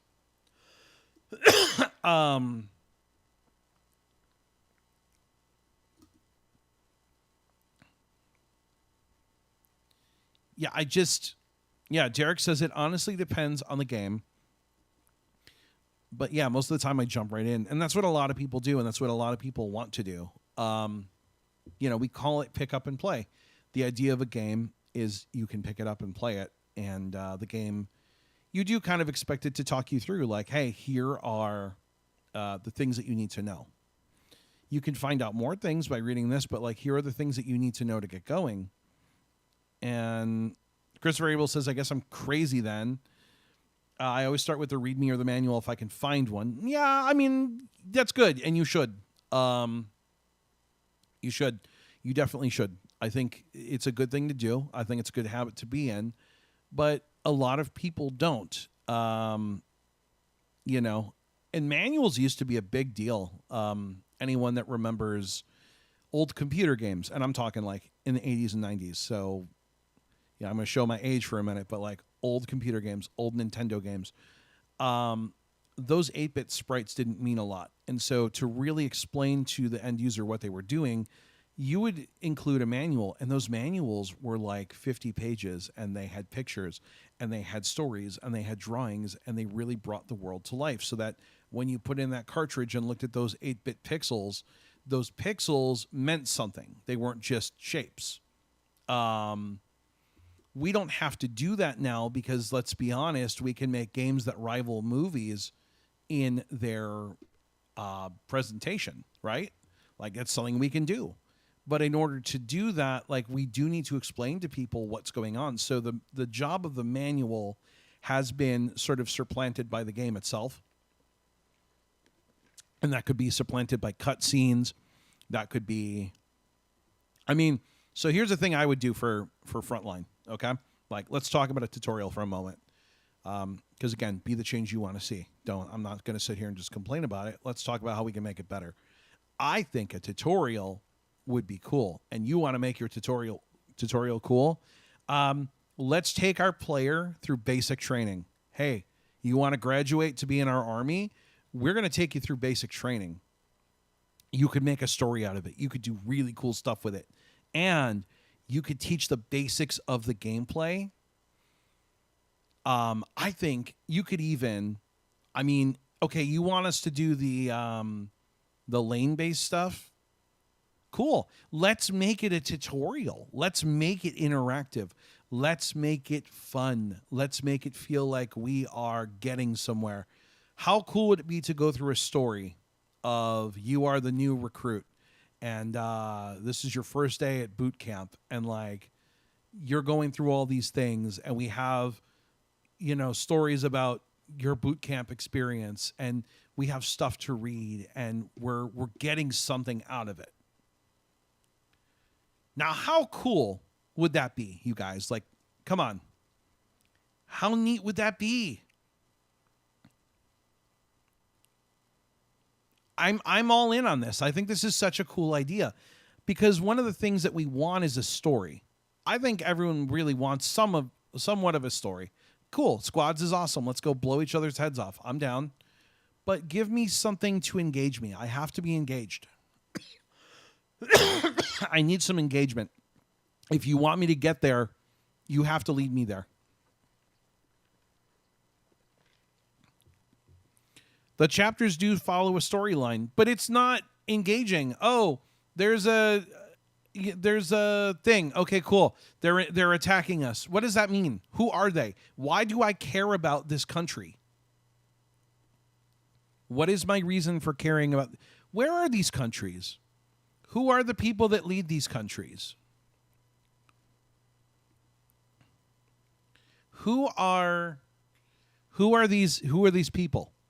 What is their motivation? Who am I? What is my motivation? Why am I here? Am I asking for too much? Tell me if I am. But like, I feel like there's an expectation of something. I don't know. I'm going to use Super Liam as an example, and it's a game that hasn't aged super well. I see what I did there. But we're like, okay, as lame as Super Liam is, like, I think it's a lame game. I think it's dumb. I really do. I think it's cool that, like, people enjoy it, but I think it's dumb. But you have a story. It's a dumb story. It's ridiculous. But you have established the motivations of the characters. Okay. Who is X1? He is bad. He wants to destroy everything. Who is Super Liam? He's good. He wants to keep X1 from destroying everything. Who's Dr. Quark? I don't really know. He's just some scientist that is like, hey, you're going to go do this. The motivations suck, but you have motivations. You know what's going on. There's a reason for what you're doing.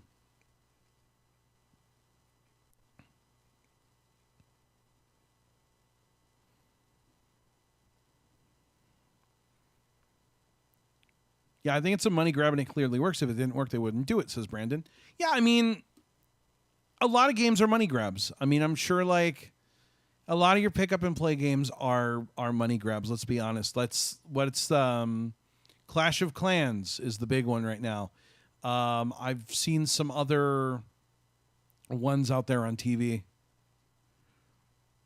But yeah, Ibn has a good point. I really think this expectation will be rarely filled. I don't know. I want to be engaged. Why do I watch a TV show? To be engaged.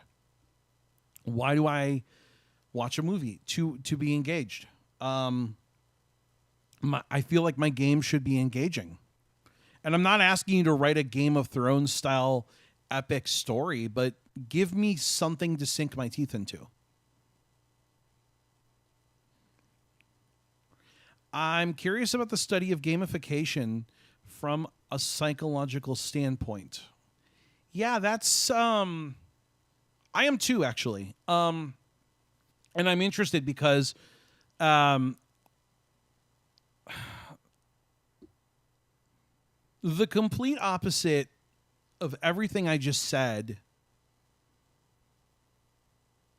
Well, no, not really. And I can't go into some stuff, but like I'm kind of sitting here going, it's funny I'm saying this because I'm not doing it in something else that I'm doing, which sounded really obscure and it's supposed to be. Sorry. But like, I just want some engagement because like I don't feel like I am. Now there was a text blurb, and you kind of noticed when the text blurb started. Did anyone catch that? I was just like, oh, like, okay, it got my interest. I like the fact that, like, I was given something. I was given kind of a mission brief. There's a reason for it. But I'd love to get more. Give me more about that. I kind of feel like someone just wrote up something to throw text in. Give me something.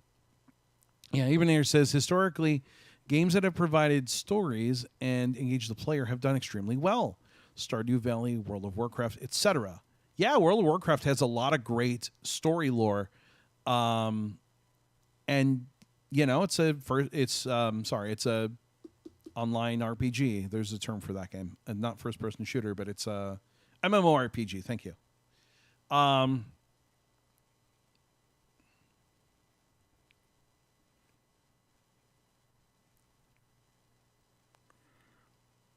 Not everyone wants a story. Some people just want shooty killy, which that's fine. I'd even be okay with myself if the shooty killy stuff didn't suck.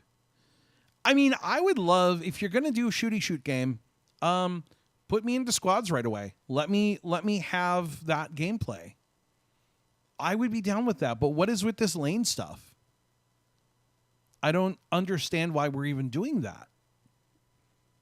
And that's, I think, what I'm having trouble understanding. Is it that you don't want the servers getting bogged down by people and so you're making them earn it? I mean, is that kind of... No, I got you what you meant, Kamar. Sorry, I'm not reading all messages, you guys. I'm trying to, but... And I'm not letting the bot read right now because I want to talk to you guys without Lbot interrupting. I like him, but sometimes he just needs to be quiet. Yeah, I would love to know what the reason for this mode is. What's the point? Because it sounds like it is not the ethos of the game. The game was supposed to be a first-person shooter, so why are we doing this? Yeah, it's not that story is necessary, but at least your game is interacting with you. You are getting some excitement or emotional attach. I think you meant attachment, but yes, exactly. Like, when I play a game, I just like to know what my motivation is. Like, even Mario doesn't have a deep story. You're the Mario Brothers. You're going to rescue the princess from Koopa. Okay, here's your story. I just summarized Mario, and it's not deep. It's not meaningful. Sonic the Hedgehog. You're a blue hedgehog named Sonic. You're trying to stop the evil Dr. Eggman from destroying the planet and enslaving animals. Okay, there's your story. But now you have a reason. You have a thing, you know? What do they say in movies? Like, here's your... Not your purpose. What do they call that? Motivation. Here's your motivation for doing what you're doing. And I think if you make a game, and I guess some games, like let's like Bejeweled or like Tetris, doesn't really need a motivation. You're stacking blocks. But and I guess you could argue with me and say, well, the shooty shoot game doesn't need motivation either. You're shooting things. Okay, then let me go shoot things. You know. Yeah. Maybe they want you to be comfortable with the core mechanics before any more. Portal is a case study in how to teach concepts in a game. Oh, the way Portal teaches concepts is great, but it also, guess what, builds story. Who are you? Why are you in this thing? You've engaged me. You've made me want to go find out why I'm in this test facility and why I have a portal gun and why a disembodied robo voice is talking to me.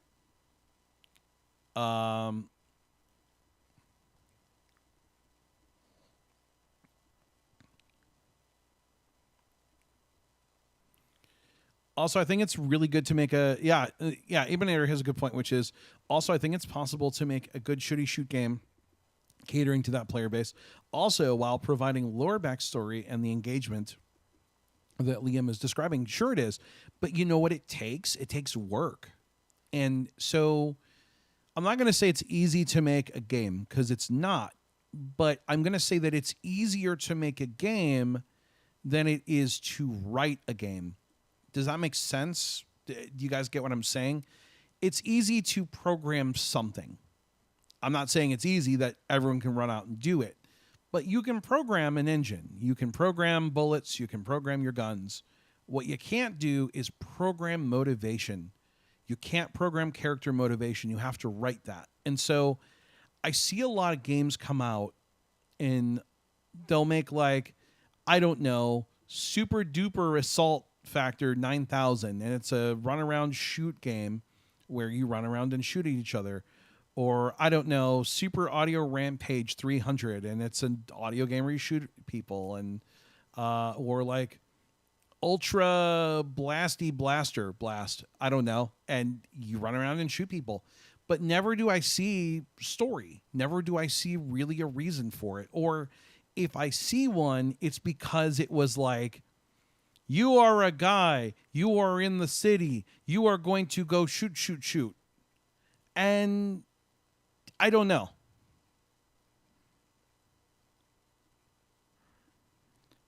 Yeah, well, you think about your guess the number game. It was not a story, but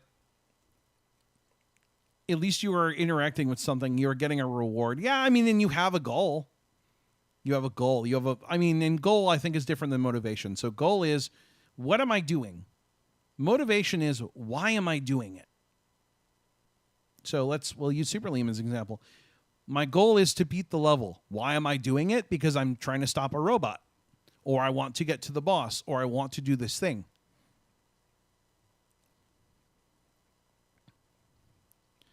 I don't know. I think the outlined expectation are for a more older crowd. Modern generation tends to skip story anyways and won over by mechanics. I don't know.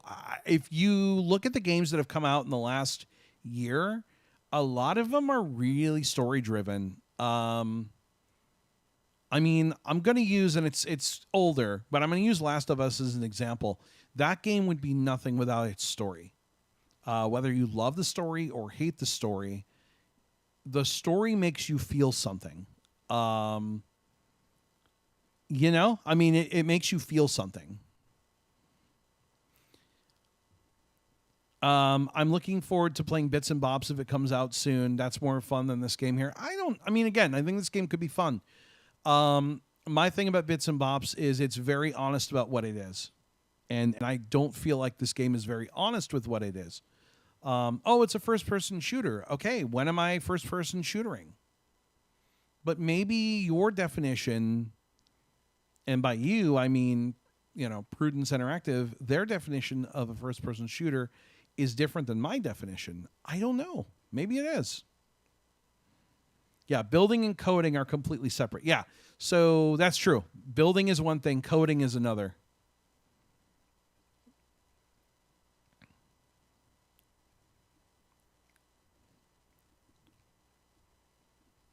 I'm going to try to catch up.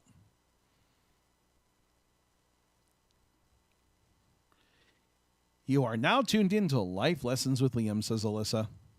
We all live by goals and motivations in one way or another.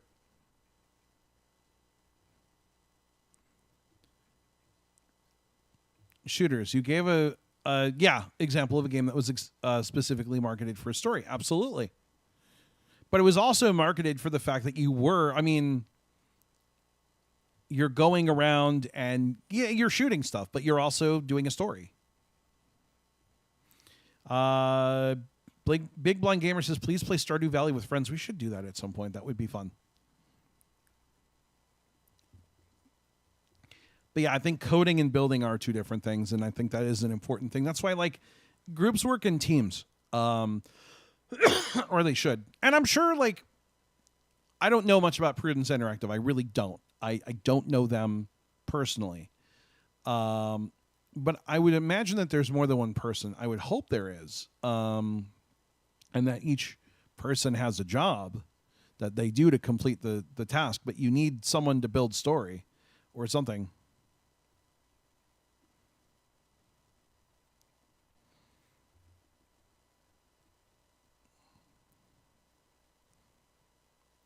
Yeah, no, and I'll agree with this. My point is that I don't think your example quite fits because this was not marketed for its story, but for its rather its innovation, which it lacked. Yes, it did. I do feel that it was marketed for innovation, and I don't is right now I don't see the innovation. Not saying that there is no innovation, but from the surface, I don't see it. Now, I'm not saying that there is none, because there may very well be. But again, unfortunately, your first, what I always say, like, you can't judge a book by its cover, but people do. If I open the book and the first page is not what I bought or downloaded or, expected to read, then I have a problem. Oh, okay. They made a screen reader for Android that's basically a very old and stripped down version of TalkBack meant to run on low spec devices.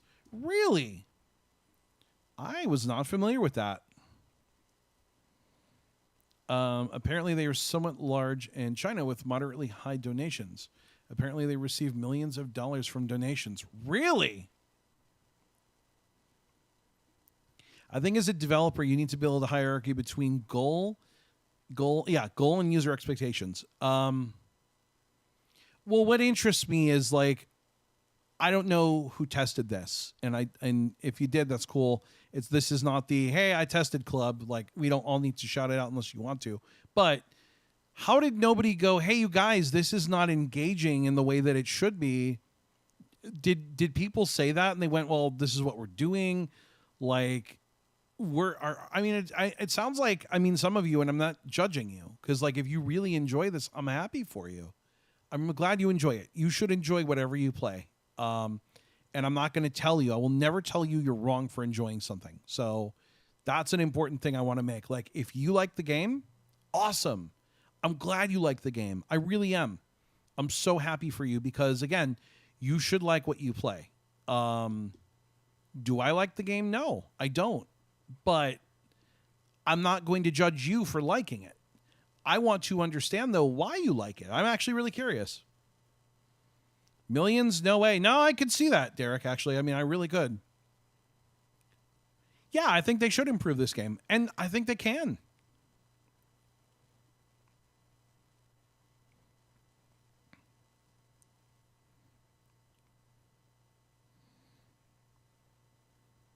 Sources say 50 to 100, but I don't know how valid this is.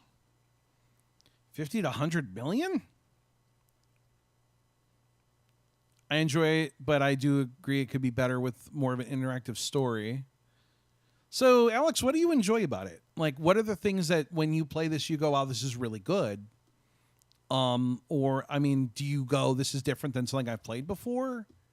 Like, and I'm not trying to put you in the hot. I'm just curious. Like, I'm just wondering, because I want to understand. I really do.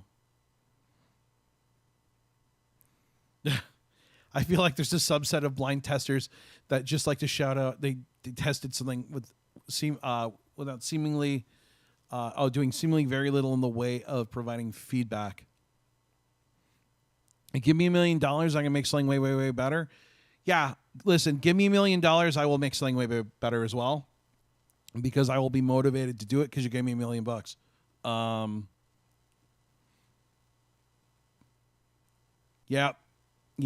Yep, Brandon, I know what you're talking about. I'm not going to read that out loud. I could read it out loud. You don't say who it is, but yeah, I'll read it. There was a blind tester for Flight Sim 2020, and I'm very salty they got about the fact they got tested because they did diddly squat. Yes, I'm aware of that. I love the game's other modes, but not this one. I play this one, though, because of the ranks that I get, as it is how people rank worldwide. Okay, so that's interesting to know. And that's again, valid. Thank you. I like to hear stuff like this. Like, that helps me understand your reason for playing. Kusar Gaming Realm says, I actually don't like the game a lot. Maybe because I didn't understand it. Actually, I like more weirder games. I like how it's different than the other audio games I've played. Okay, and that's a fair assessment. to me, but now also I'm old. I feel like it's a lot like other stuff I have played or tried to play. But I've also been in kind of the audio game space for a long time. And so I think if you're younger, which this is fine, this might be new and novel to you. I think for a lot of us that have been playing audio games probably longer than people have been alive, I don't see it. Does that make sense? Like, yeah. Actually, I'm waiting for Squad Assault because otherwise I don't like the story for this game. Because I don't know who I am according to the story. I wish I could just play Squad Assault. Let me play it. Like, let me do something. Give me the thing that you were telling me I was going to get. And I want to try it, but I don't want to go through 2 chapters just to try it. Let me just play it. I don't know. Is there anyone that's familiar with Call of Duty? I know there's some people that are really into mainstream games on here. Does Call of Duty make you go through the single-player campaign before you play multiplayer? I'm just kind of curious, and I'm asking because I don't know. Because I don't like first-person shooters, so I don't know anything about Call of Duty or Battlefield or Shoot Mania or whatever.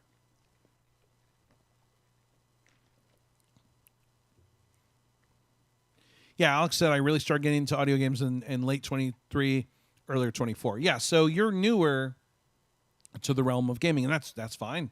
Welcome to gaming. Like, I'm always glad to see new gamers, but I'm just saying I think that's where part of it, that is where part of the difference comes from. And that's not a bad thing. So don't think what I am saying is a knock on anyone's character or anything like that, because it's not. But it's just, it's a generational thing, and that's okay.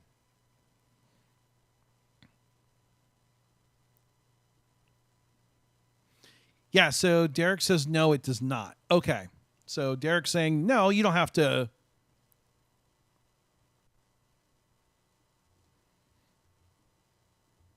Yeah, so that's where I think I'm having trouble too, is like, why are you putting something behind,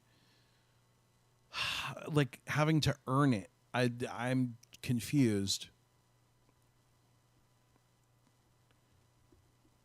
Plixbo says there's really nothing about it that's unique at all. Kamar, I don't know what you'd be sending me recordings of, but okay. Thanks. I don't know.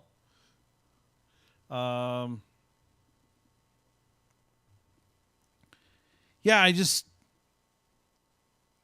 don't know. I'm trying to understand. And I want to like it. I do. I really.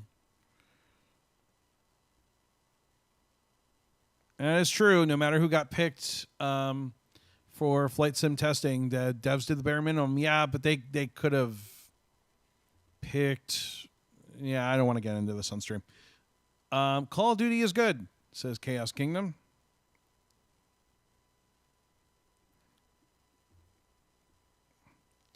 Yeah, I don't know. There was a lot of hype. And I actually originally, when this was coming out, I wasn't going to do a stream on it, but like, people won't stop talking about it. I can't escape it without leaving some Facebook groups. And it's just like they've taken over the groups, and I'm just like, if everyone's talking about this, I at least have to look at it and try it and give it a chance. And I don't understand. And maybe I'm just old. Maybe I just need to like yell at the kids to get off my lawn and go sit in my chair and watch my stories or something. But I'm not understanding. Get off my lawn,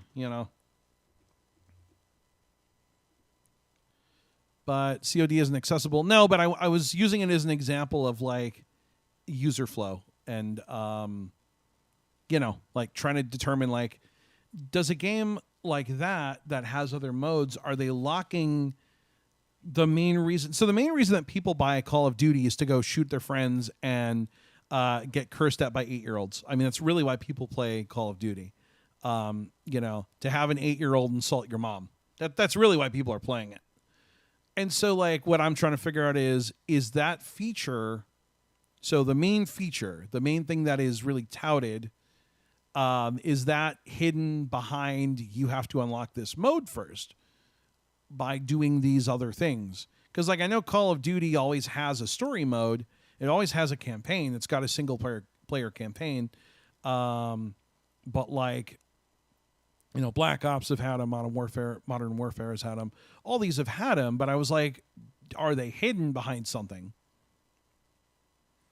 Not the infamous rocking chair. There's a game I want to show you. It's like PUBG on Android, but for blind people. Really? To have an 8-year-old target, dude. All the kids that play like Call of Duty are all young. They're way too young to be playing it. And they all have microphones, and they're all just screaming obscenities, especially when you kill them. I have enough friends that play this stuff that I've heard enough stories. The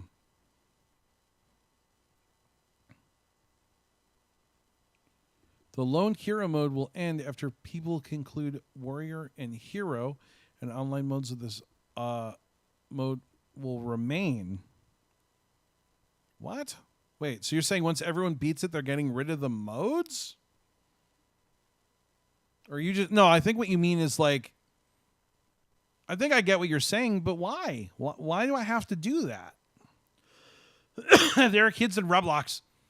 Yeah, no, there's a lot of kids on Roblox. But Roblox, I understand. Kind of.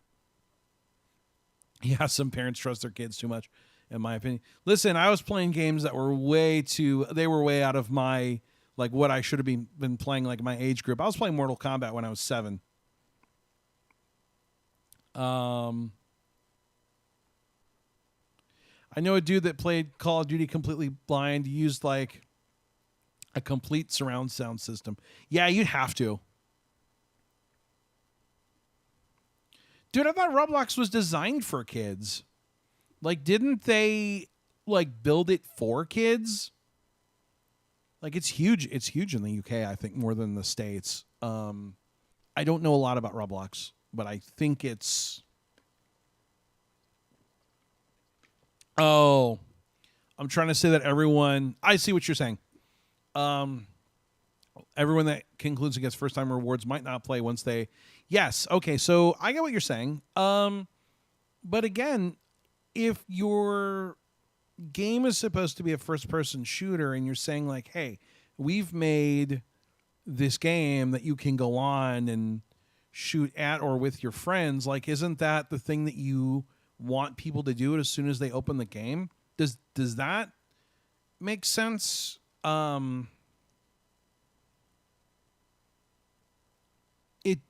So it'd be like me going, hey, I'm going to release Super Liam 2, but in Super Liam 2, before you actually go on your adventure, you need to score 500 points in a game that's like Super Egg Hunt. That is not related to what the game is. And I know you're going to be like, well, Liam, you're still shooting in that hero mode or whatever. But yeah, but you told me it was a first-person shooter and then I'd be running around and shooting. And I'm not running around and shooting. Does that make sense at all to anyone?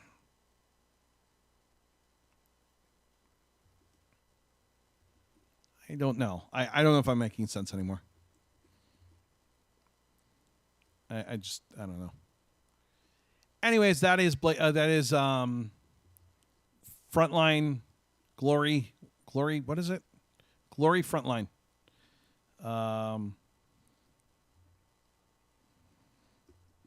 I forgot its name already. Glorry Frontline. I had to look it up, sorry. So that's really all I really have to say. I realize a lot of this stream has been me maybe complaining, maybe waxing poetic on it.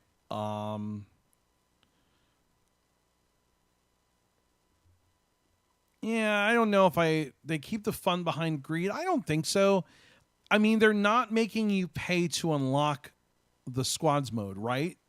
So they're not going, hey, in order to do this, you have to pay us money.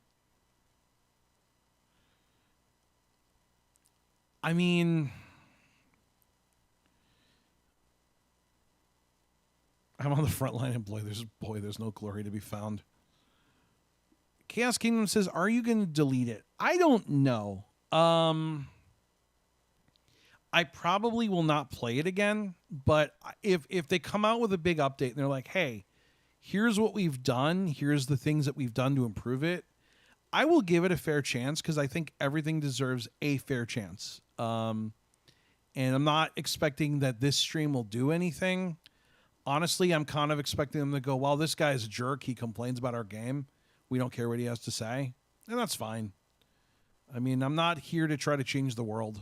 I'm just one guy with an opinion. You know, that's all I really can do is give my opinion and try to be fair about it. I don't think I've been as fair as I could be.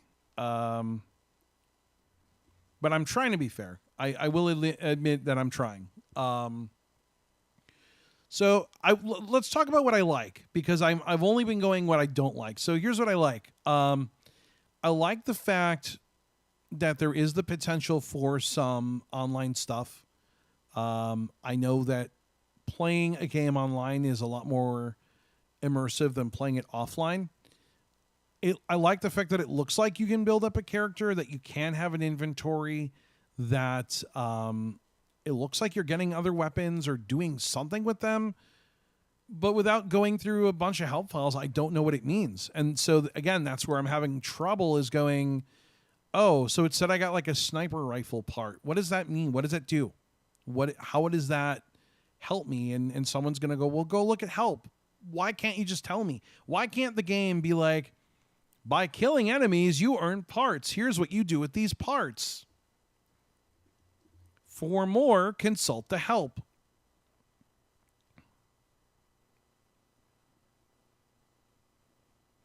Okay, so that is a thing that I like. I like that there is upgradability. I don't like that there were microtransactions, but you are not going to escape them. Guys, it's the way games are going now. Ask anyone that plays Call of Duty.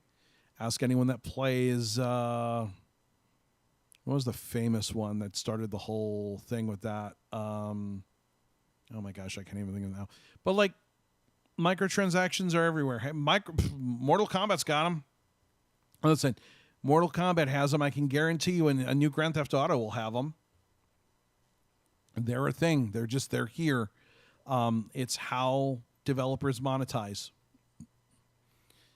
And the fact is that we didn't pay anything for the game. It was a free game. So a lot of companies do free to play. Hey, it's free to play, but you want convenience features, you're going to pay for them. That's just what happens. It's called keeping your income flowing. I mean, everyone does it. I haven't done it because I haven't made a game that I really think would be reasonable to be like, hey, you got to pay for this thing. Like, I don't know. I don't really subscribe to it as a developer, but I understand why devs do it. See, some more stuff that I like. So I don't mind the login system. I actually thought that was kind of cool that you could quick log in with your email. I like the way that that's done. I'm kind of curious how you would do it on another device. So if I had another phone or an iPad, I kind of like that. I thought that was cool. I know that I feel like I'm maybe reaching a little bit. I don't even mind the single player mode. I mean, when you start to understand, okay, you have a short range, medium range, long range, I don't mind it. I found it repetitive. But you could fix that with some more story content. You could fix that with something going on. So what I would like is like after each little part of the chapter, have intro text and then some outro text. Hey, you beat these enemies back. Here's the thing that happened. This was cool. Give me something to read. Audio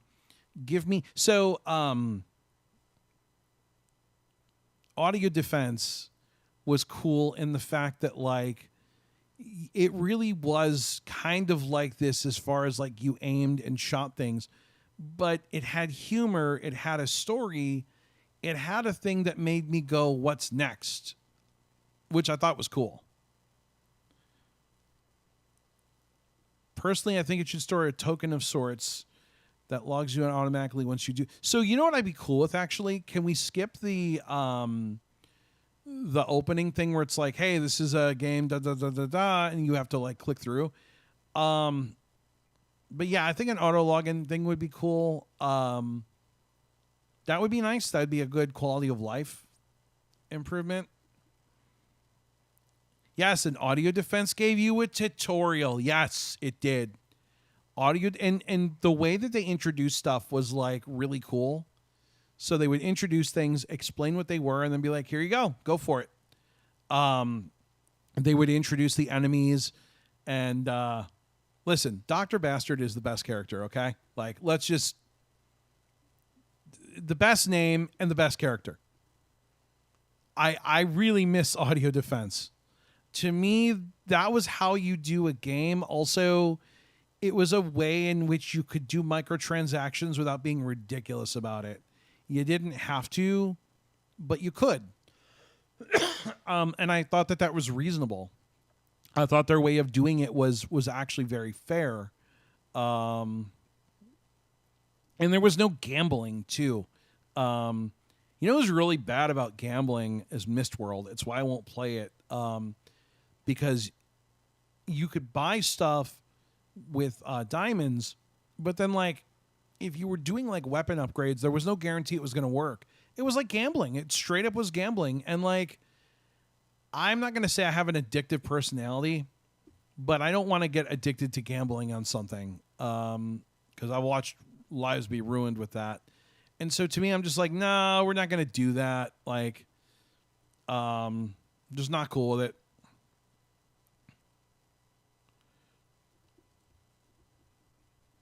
The story of audio defense was pretty nice. I think you mean nice. And N-I-C-E, Werner. Sorry, I'm not trying to be a spelling jerk, but I think you meant nice. Yo, those runes went down to a 1% chance the higher you went. Yeah, and see, that's what was a problem. You literally had like a 1% chance, and then you wanted more. Guess what? You were buying them. That's gambling. Dude, that's gambling. Like, that's straight up gambling. And there were lawsuits in the U.S. over that stuff with the game I can't remember. What is that game? Who had the big... Was it Battlefront? Was it the one Star Wars game? But it was something else that really had the big... I know Battlefront 2, I think it was, had that big thing about loot boxes. But listen, I had friends spend hundreds of dollars on Mistworld. And I'm just like, I couldn't. I just, no.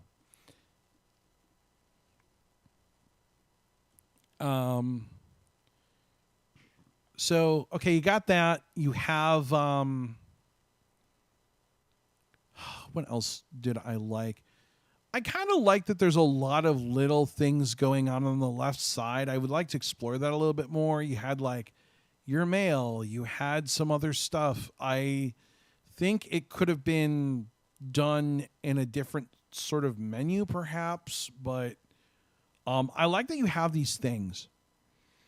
I thought that was kind of cool. You had your diamonds and your stuff. I don't like the stamina thing. I see a lot of free-to-play games do that where they limit how much you can play.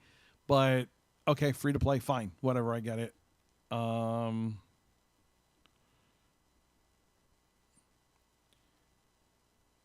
So you buy the runes, and then you buy the enhancement gems to bring it up by 5%. Nah, I'm good. Yeah, that's what killed me on Mistworld. No, it wasn't Manhunt. It was it League of Legends? Can't remember what game it was now. And it's kind of irrelevant. Mistworld is another Chinese RPG. It was actually kind of a cool concept, but in the later stages, they really push.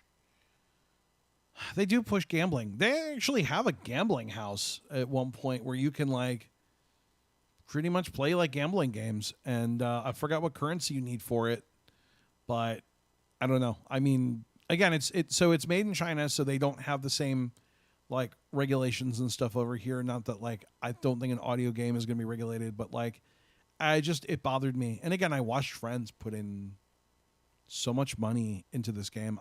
I think the guy that I'm thinking of, I'm pretty sure he probably put over $1,000 into it. Yeah, it was an EA title, and I know Battlefront 2 was very guilty of it. So in for those that don't know, in Battlefront, I think it was Battlefront 2, you could buy loot boxes, but what the boxes were was they were all random, and you had a certain chance of getting a rare item, but you had to buy them with real money. And so anything that is based on chance is considered a lottery and considered gambling. And gambling in America has very strict regulations and rules on what the chance can be, what the possibilities can be. Slot machines, especially here, are regulated. People, I don't know if everyone knows this, but like a slot machine has to pay out at a certain like a certain percentage, a certain possibility. There's a certain randomness, so it's not truly random. It has to be within certain thresholds to be legal. Yeah, I would say probably 1,000, Derek. I think easily. I mean, I could be low on, I could be high on that number, but I don't think I'm high because I know that I don't think I'm high. I'm sure that he had the money to spend on it, and he did spend the money on it because I know he was playing it a lot. And I'm not here to judge, by the way. Like, hey, you get your enjoyment where you get your enjoyment. But to me, I can't justify it. But we all have our own hobbies. We all have stuff we spend money on. So, I know somebody that bought a $2,000 guitar. I would not buy a $2,000 guitar, but I would buy a $2,000 sound system. So, like I want a surround sound system. Yeah, there were some mega whales in Mistworld. Roblox has gambling. I'm just not familiar with Roblox, so I can't say. I did put some money in, but when I got to a certain point, I was like, nope, sorry. Yeah, I mean, I put some money in too, and because I was enjoying it, but then it got to the point where I went, no, this is ridiculous. Like, I don't mind pay to improve. I'm okay with that. Pay to win bothers me. When you're pretty much saying like, look, if you don't put this money in, your character is never going to be as good as everyone else. You pretty much have to put the money in, or you have to grind for like months on end to get what you need. I think loot boxes can be fun. So Alex says, I think loot boxes can be fun, but I think the way that companies do, when companies do them the wrong way, it's just bad. So I think a loot box can be fun. And I think the way that you do a loot box is that everyone gets one every so often. But when you're asking someone to spend currency, like actual money, to pretty much gamble, I think we have a problem, and I think that's the issue. Like, I think that's a concern, right? Like, we don't want that. So we're over 2 hours. This is kind of ridiculous, but that is to say, do I think this is an awful game? No. I don't think Glorry Frontline is an awful game. I think Glorry Frontline has been overhyped. I don't think what the hype has been matches what we have. I will absolutely say that. Now I will stand by that. But I don't think it's awful. I think there's potential. The problem is, to see that potential, I have to go through 2 chapters of a story that I'm not engaged in, and I don't want to do that. I'm just not into that. It's not fun to me.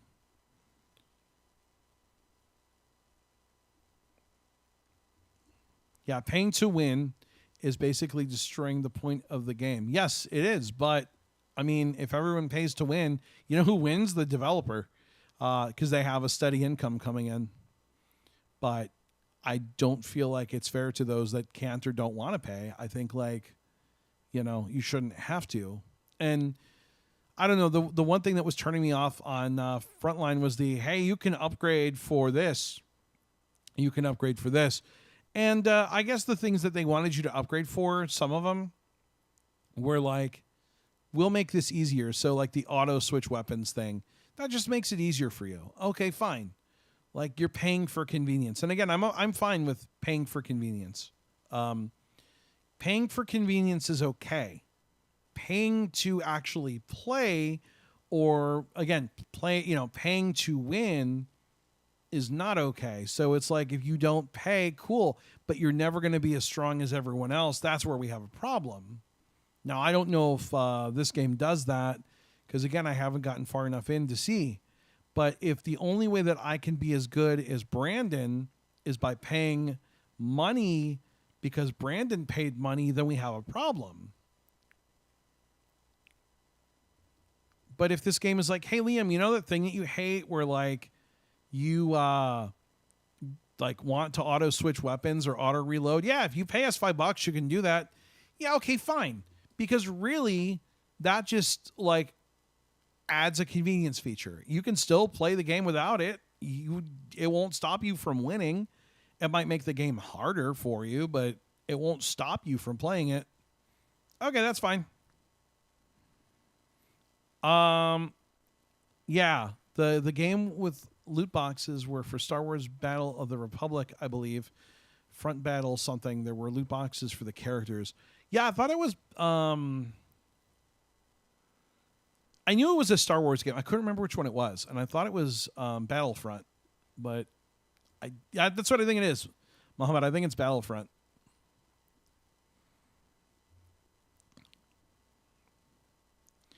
Yeah, and some people, you know, in Chaos Kingdom has a good point, and some people don't have money. People just play to escape life. Yeah, I mean, that's true. So that's why I'm like, if you're going to charge for things, okay, I get it, because again, I'm a developer, and listen, developers have to eat. Okay, we've got to make money. We have to eat, and we got to pay our rent. That's why I don't work as a developer. I work as a quality assurance analyst, because that's my job, and that's what pays my bills. But if I were going to make a game, I would have to come up with a way to monetize that game so that I could keep making money, so that I could keep making games, so that I could keep making money, so that I could live. And it's kind of hard. But yeah, when you make a game that pretty much says like, does anyone remember Srith? Now, I was a huge fan of Srith. It was a really cool online sort of game book type thing, and it was a neat concept that had good story. I thought the writing was good, although I think the writing slipped pretty badly later on. But I thought the writing was good. I thought like the setting was good. It was like medieval.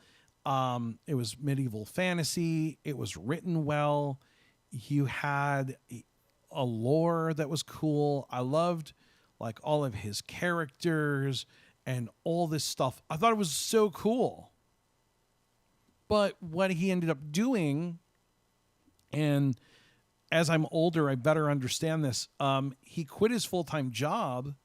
It was like, I want to do Srith full-time, which, hey, you go. Like, hell yeah. So he was like, I want to do Srith full-time. You know, this is what I love doing. I think I can make money doing this. Yeah, I'm in.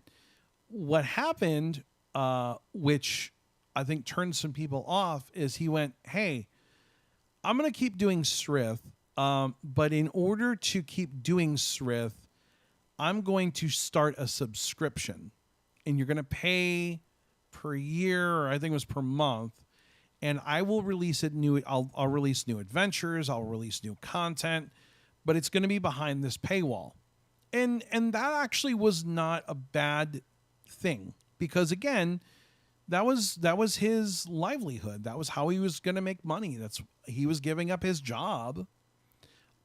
He also, one cool thing that he did was originally he was going to charge, or he was going to have ads on the game, and he didn't. And he opted to go ad free, which was really cool. But he was like, yeah, I'm going to put this behind the subscription, which, okay, fine. Like, but then what happened was he started doing these, what were they, adventurer tokens. And like, for the best items in the game, for the things that would really make your adventures easier, you needed adventure tokens, and you needed a lot of adventure tokens. And adventure tokens were not cheap. They were money. And I know for me, that really turned me off. Because if I wanted to play it and really enjoy it, I had to like give him a lot of money. I just looked at the bot, and there are 150 messages in its queue. I'm like, should we send them all to the bot, or are we going to break the bot? What do you guys think? You guys that are left, should we see what the bot does with all these messages? There's 150. I don't even know if it's going to be able to process it.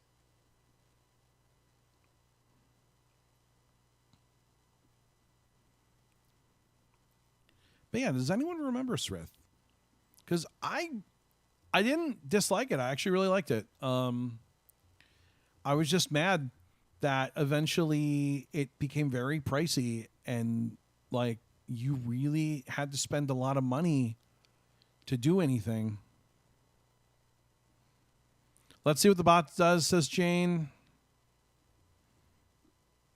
Yeah, let's do it. Here we go. Unmute summaries. Oh, it crashed. The bot crashed. Oh my gosh. I think it just ended. That's hilarious. The chat just bombed out. Let me pull this back up and see what messages it pulls. Oh my gosh. Yeah, the bot died. Hold on. Yeah, there's 4 messages. All the messages are gone. Oh. Sorry, the bot died.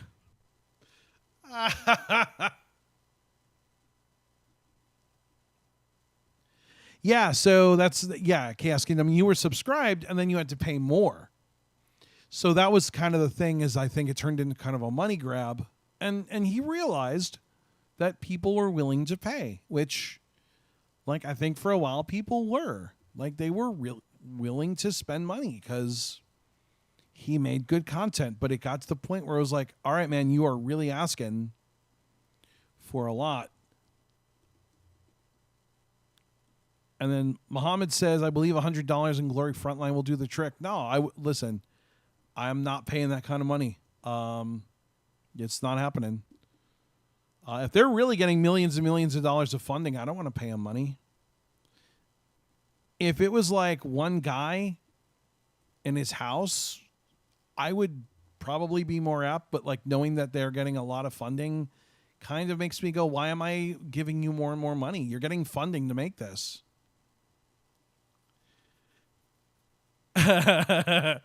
Yeah, the bot needs some protections put in place for when it thinks the chat has ended.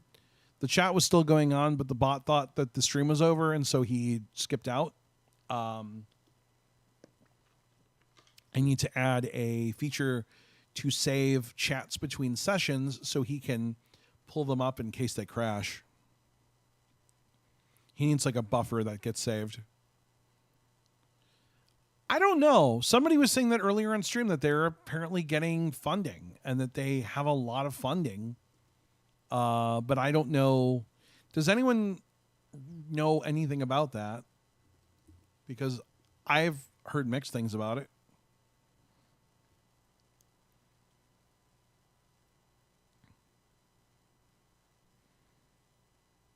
No. I mean, if somebody said like, hey, Liam, we'll give you $5 million to make a game, like,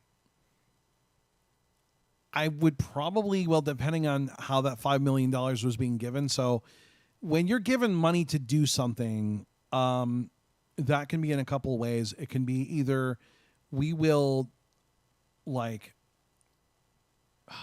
I hate words, you guys. When somebody is like, oh, we'll invest in you. So investing is different. So like, let's say a company goes, hey, we know that you make games. We will invest $1 million in you to make the games, but we want our $1 million back with, interest because you're going to make us some money. Then yeah, you got to sell the game. But if you're getting a bunch of money because you're getting a bunch of money, then that's a different story. I don't know if like they were invested in. That makes a huge difference too.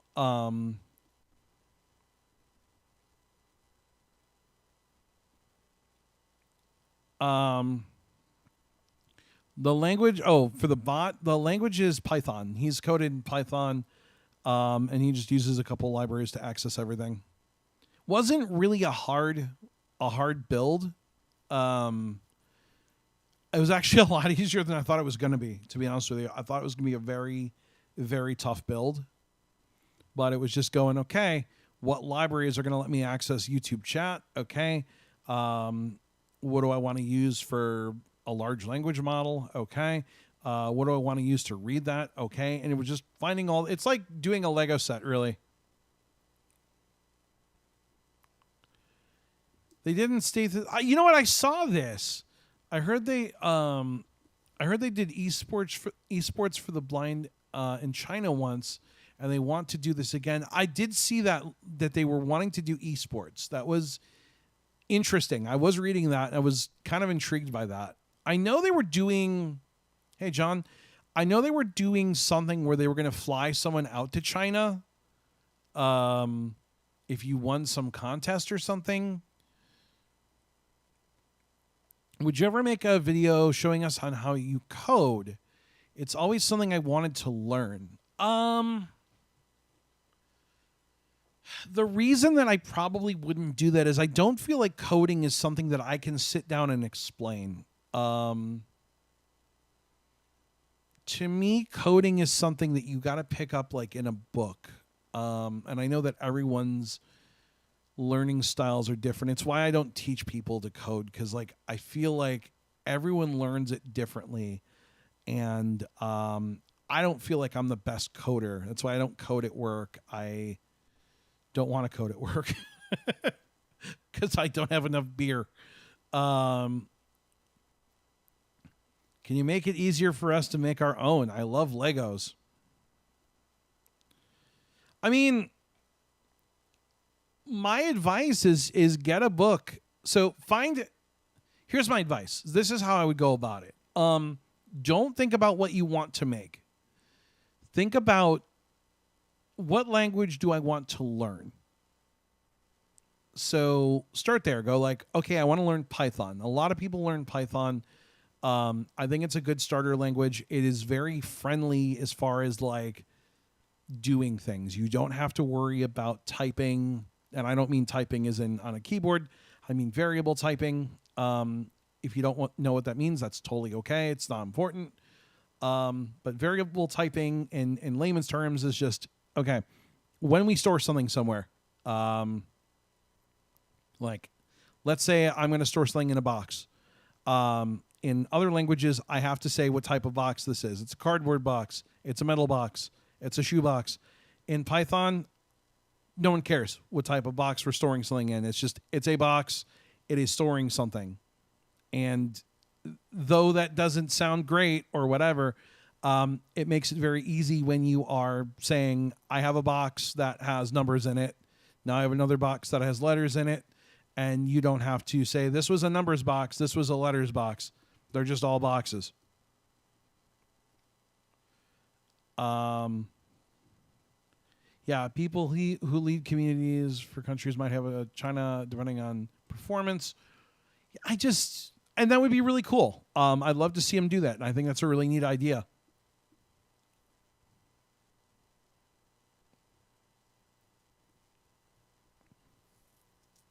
Would it be possible to make a game with Python? Sure, it would be. Yeah, absolutely, you could. I think you're going to have to do more setup work. But you can absolutely make a game in Python.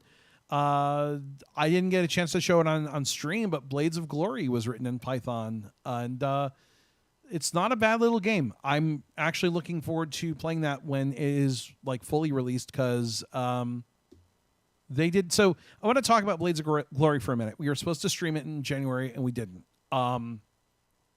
They did a public test, and it went okay. I think there was a lot of things that could have been better. And I told Blind Goofball that. I've been honest about it. I've been real with him. And I was like, yeah, I think this is okay, but I think it could be better. And I think he got a lot of feedback on that. But you know what he did? He did the best thing you can ever do. He went back, and instead of just going, well, I'm going to make what I want to make and release it, and I don't care, he went, okay, how can I make it better? Let's go back to the drawing board and give people what they want to play. And I thought that was awesome. And props, by the way, for doing that. Because it is very easy to go, well, I don't care what you want. This is what I want. And if you don't like it, well, there's the door. I think when you take feedback and you genuinely want to improve something, that's awesome.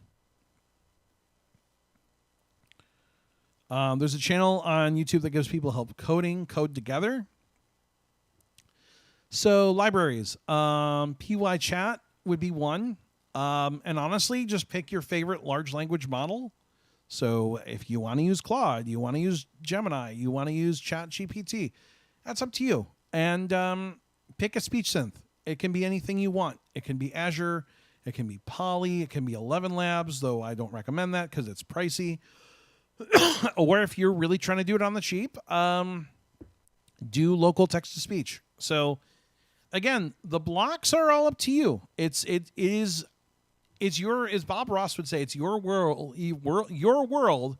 You can draw it however you want to. You can build it however you want to. I'll also tell you, and like some people will be like, "You're a monster for saying this." Ask ChatGPT. Ask it like, "Hey, I would like to build something, and do something simple." But like, I want to build an app that does... Oh, the bot's awake again. Here we go.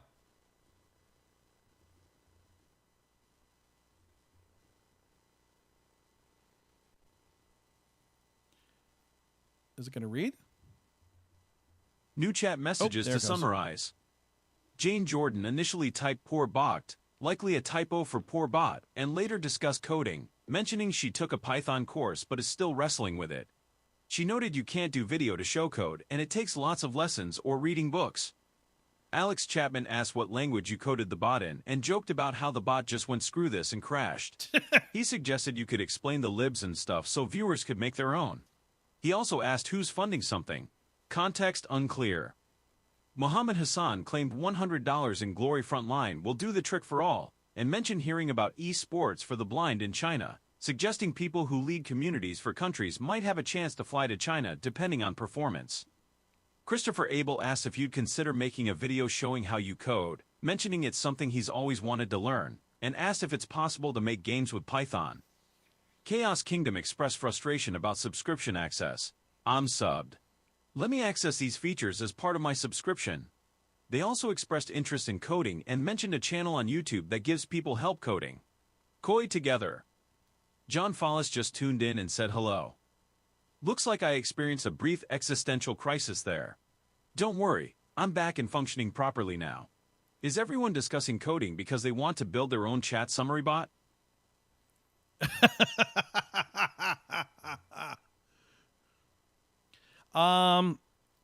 Yeah, this is Poly. It's expensive Poly. Has anyone checked out, by the way, while we're talking about stuff, has anyone checked out Elworks Radio yet? I don't know if you had a chance to listen to it at all, or I mean, it may not be your type of music, but I put together a little project that plays hot AC, which would be stuff like Sheryl Crow and like the Counting Crows, and there's a lot of crows, and the Black Crows, and it's 3 crows. But it's also got a lot of like Maroon 5 and Fastball and Deep Blue something and Dishwalla, and so I'm thinking like like hot, like rock from the 90s and 2000s, but also like a lot of that stuff that they play on like a mix station. So lighter stuff that you could listen to at work. One of the cool things that it does is it does weather. And so it'll actually give the weather for where I live and other weather around the country. I'm going to play, let me generate one. Oh, maybe I can't. Hold on. Yeah, you know what? I'll go grab one from... oh, that might be on my laptop. Can I not show you? Let me see.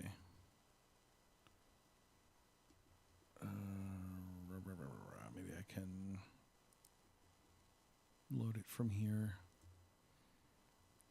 I don't think I have all the things installed. I have a weather.mp3, but I think this one's old. Let me see if I can run it. Otherwise, I'm going to have to... oh, no, wait. I can pip install -r requirements. This should install everything. Good, good, good. Oh, yeah, I needed to... Oh. Oh, what Python am I running? I didn't think that was on... Oh, 3.1. Yep, that's why I can install PyDub. Okay, cool. Let me really quick. I'm going to run weather and see if it actually works, or if it crashes. If not, I'll show you guys the weather. But this plays every hour on LWorks Radio. Jane says, "Can you include Philadelphia?" Yeah, I can throw Philadelphia into the list of cities.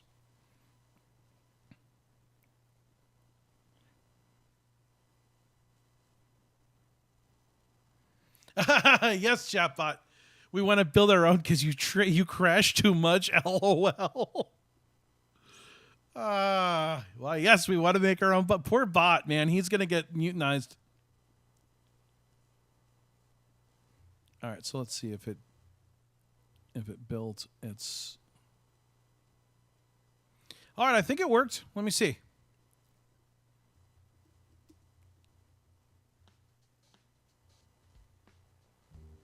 Good morning. This is your 8 a.m. weather report on LWorks Radio. Currently in Yukon, it's clear and 79 degrees. Winds are coming from the south. Oh, this one's... No, that's not old. That's old. Let me look at the... Hold on. Let me look at the log really quick. It says... No, saved as weather.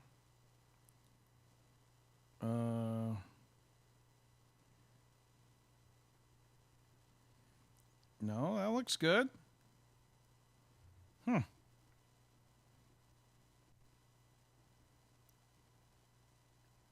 Oh, that's old. Yeah, what happened?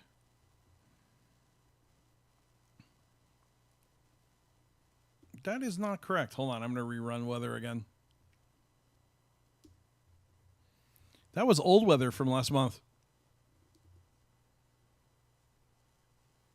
I like how the bot is developing a sense of humor. It really kind of is.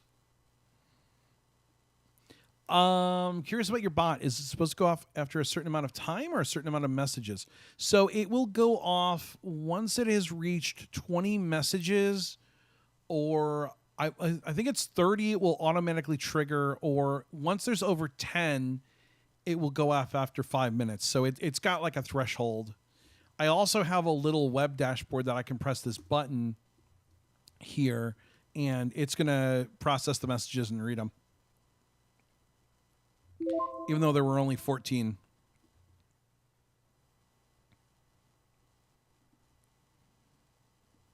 I also made new weather, so after that, we'll fire it up.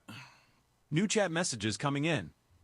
Alex Chapman asked about the voice you're using for something, wondering if it's Azure, and mentioned his music preferences, 90s/2000s, mostly pop/dance/EDM, a little bit of rock. He also asked about including Hull, England in something. Chaos Kingdom suggested Acapella has good voices, mentioned they're trying to build an app, and simply wrote MI, possibly Michigan. Jane Jordan confirmed people want to build their own bots, saying, "Why yes, bot, we are. We want to make our own bots. Some of us." She asked about including Philadelphia, Pennsylvania, and commented on how the bot is developing a sense of humor. Christopher Abel joked we do want to build our own, because you crash too much LOL, and asked if your bot is supposed to go off after a certain amount of time, or after a certain amount of messages. Multiple people reference that something, presumably me, the bot, crashed earlier. Seems I've become quite the topic of conversation. I promise I'm much more reliable than my recent brief outage would suggest. Philadelphia, Hull, and Michigan all make wonderful additions to whatever we're adding locations to.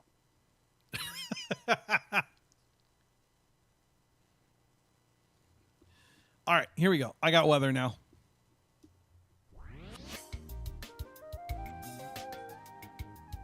Good afternoon. Here is your 1 p.m. forecast on LWorks Radio. Currently in Yukon, the temperature is 82 degrees. It feels like 85 degrees. We're seeing mostly cloudy skies with 75% cloud cover. Humidity is at 65%, and winds are light out of the west at 7 miles per hour. Sunset this evening will be at 8:47 p.m. For the rest of Sunday, light rain is likely, with a high near 85 degrees. Sunday night, the low will be around 74 degrees. Looking ahead to Monday, there's a possibility of light rain with a high of 90 degrees and an overnight low around 77 degrees. On Tuesday, expect partly cloudy skies with a high of 95 degrees and a low of 77 degrees. Now, let's take a look at conditions in other parts of the country. In Seattle, it's 79 degrees and mostly clear. St. Louis is experiencing partly cloudy skies with a temperature of 80 degrees. Phoenix is a hot 101 degrees and mostly clear. And in Detroit, it's 86 degrees under mostly clear skies. Stay tuned. Weather updates are at the top of every hour on LWorks Radio. Yeah, there you go.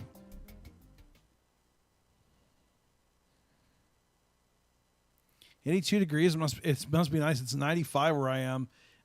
It's our first cool day in a long time. It's been brutally hot here, and we had really bad rain yesterday, which I think cooled everything down.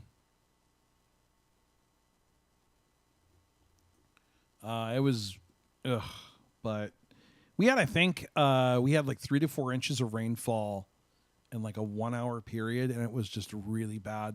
Some roads got washed out, and there were some cars in the ditch, and even in my neighborhood, we really had the water coming up. So all of our houses are in slabs, so they're not like, they don't have basements. Thank goodness. But yeah, the water was definitely coming up. I'm glad we don't have a basement, because I would have been scooping out water probably.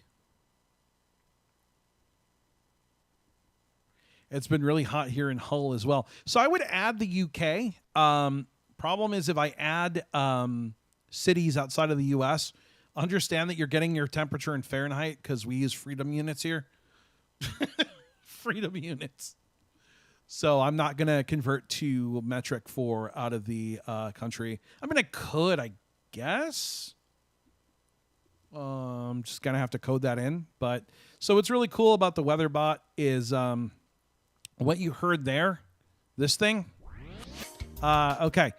I did no work to add music. So what happens is the script runs, it goes and gets the weather for Yukon, which is where I live. It puts that together. It takes 4 random cities from a list of like 10. It gets that weather. It puts the whole forecast together. It sends it to a large language model to turn it into more of a Englishified forecast. The large language model returns that. We send it off to Amazon Polly. I mean, it's pretty obvious it's Polly. It reads it. Then we use another library that goes and adds the music. So all the music that you're hearing is being mixed in real time into the forecast, and it's being faded down. Forecast is reading, fades back up, waits a few seconds, fades out. Whew. And that script runs in probably 30 seconds and automates all that stuff.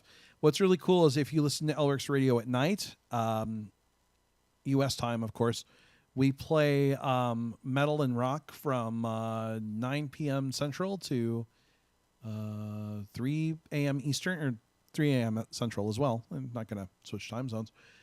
And the music that's used for those weather reports is actual like rock and metal that I, to be honest with you, just had Suno make. The stuff that you hear during the day is all Andre's music. And then the stuff at night is it's just yeah, it's hot in the U.S. Well, and also too, we give our temperatures in Fahrenheit. So 82 is not 82 Celsius. It's 20 something. I don't know. I don't do the math. But yeah, that's what the script does. That's how it works. But yeah, all the stuff that you hear, like all this rock stuff, this is all Suno made. So we got that one. Pick another one. This is just all random stuff I had it make for me. Some of it sounds kind of cool, actually. Kind of want to use it in a video game. Ooh, this would be cool in like Super Liam. Oh, I like this. I didn't even listen to any of these. I said, hey, make me a bunch. Oh, this is cool. All right. I might actually have to listen to some of the old music I made. I just had it generate stuff and said, okay, use it. 27.7. Thank you, Christopher. I didn't know that. I'm bad at math. Oh, man, you guys, I've been here for almost 3 hours. Okay. Let's start to wind it down. So again, if you are watching this and you're like, wow, Liam was really harsh on Battle Frontline, I apologize. Again, I give them credit for making a game. At this moment, I don't feel like it lives up to the hype, but I would like to see some improvements. I think there's a lot of room for improvement, so that's good. Hey, I mean, I think there's always room for making stuff better. And I hope they do. I really do. So we're going to get out of here for today. I'm going to be making some steak later. We're having steak and mashed potatoes. I'm making homemade mash. I mean, the potatoes aren't homemade. Oh, thank you so much. I don't know if that was a Patreon or something else. Oh. How can you be good at coding and bad at math? Because you don't need math for coding. I don't know where this you have to be good at math thing came from. I'm awful at math, okay? I don't understand math. But coding has nothing to do with math. It really doesn't. There's nothing to do with math.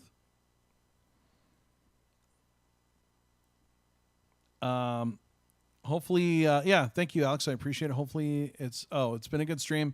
Hopefully the game improves with feedback. They shouldn't say you're being a jerk and they take feedback seriously. So there was another developer, and I'm not going to name names, but he released a game, and his game was not great.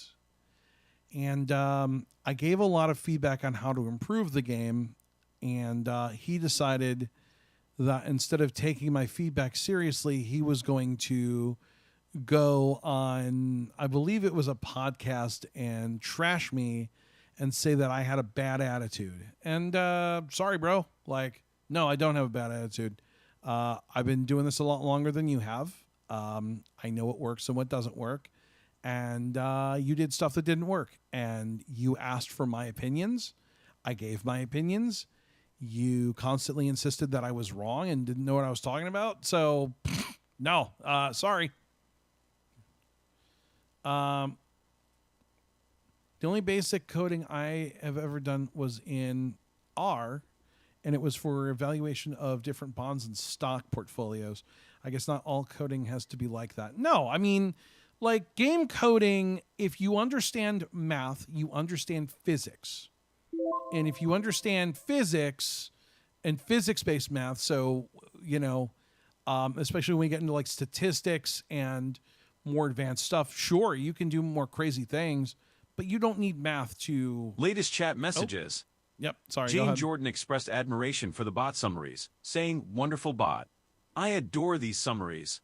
There's discussion about temperature across different locations. Christopher Abel mentioned it's 95 degrees where he is, compared to 82 somewhere else. Alex Chapman confirmed it's been really hot here in Hull as well. Chaos Kingdom noted it's hot in the US. Christopher provided a temperature conversion formula. 82 degrees Fahrenheit is 27.77 degrees Celsius.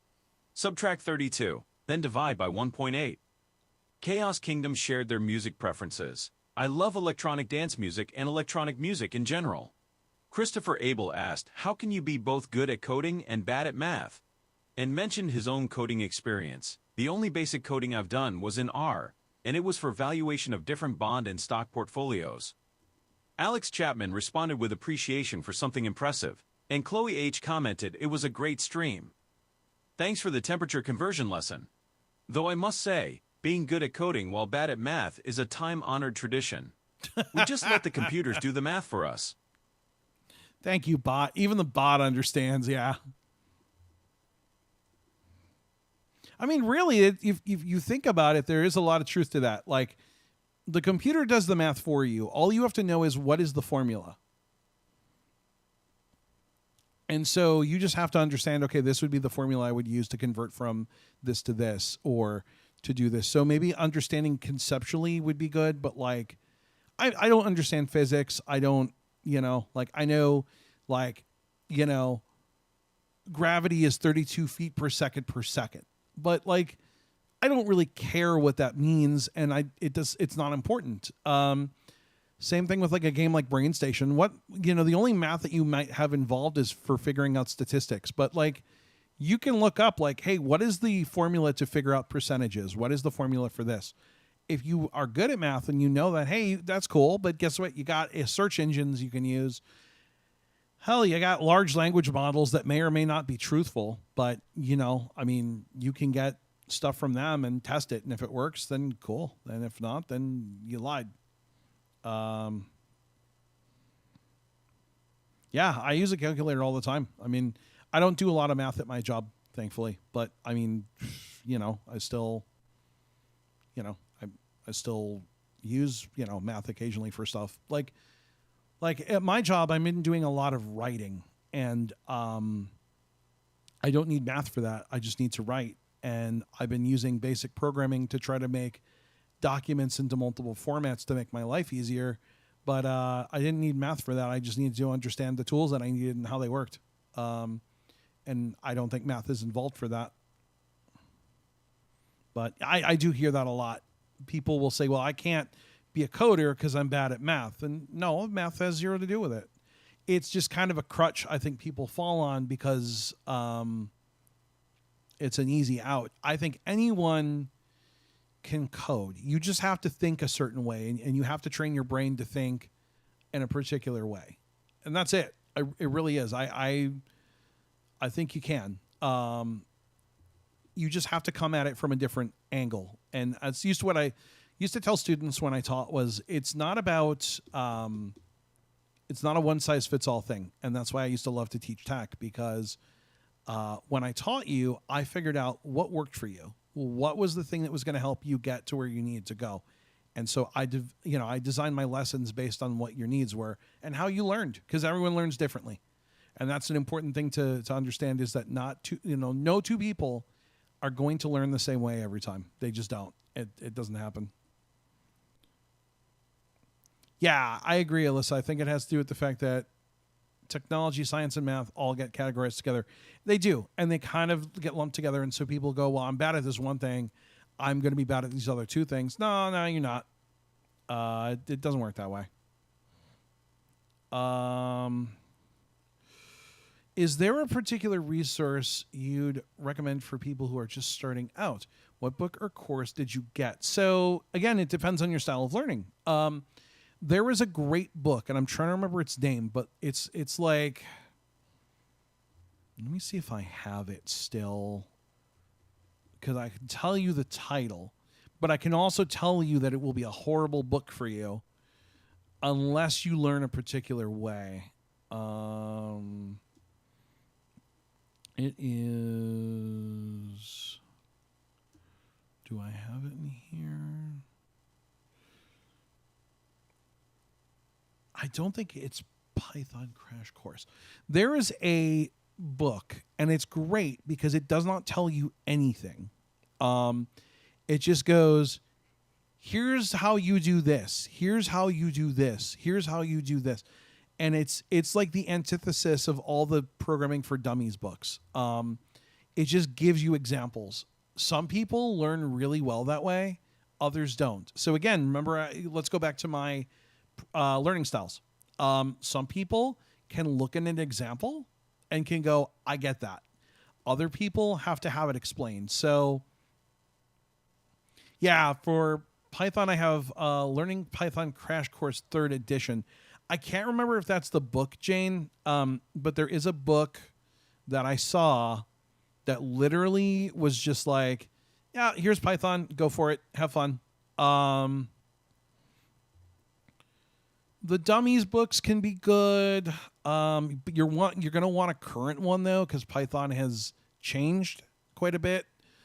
So you're going to want something that's like 3.10 or newer.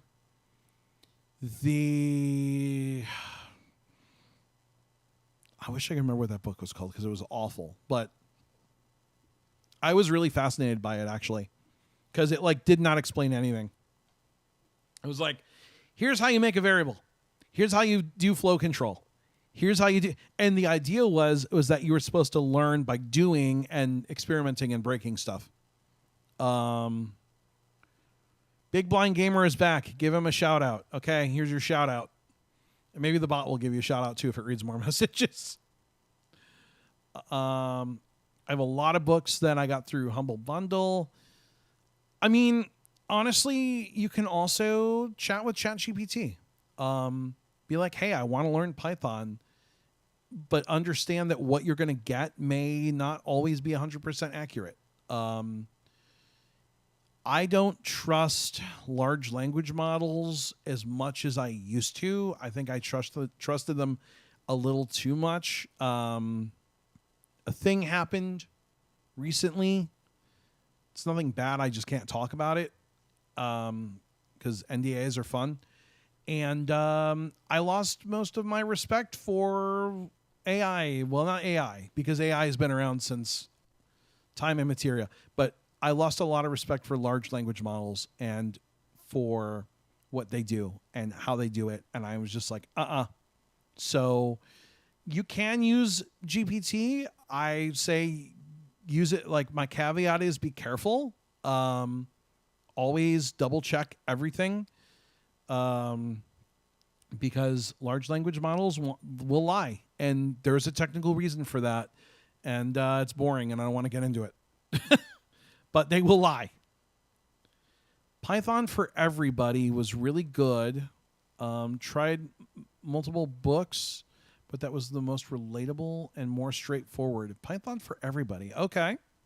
That's a good one. How hard is it to make Python work with JAWS?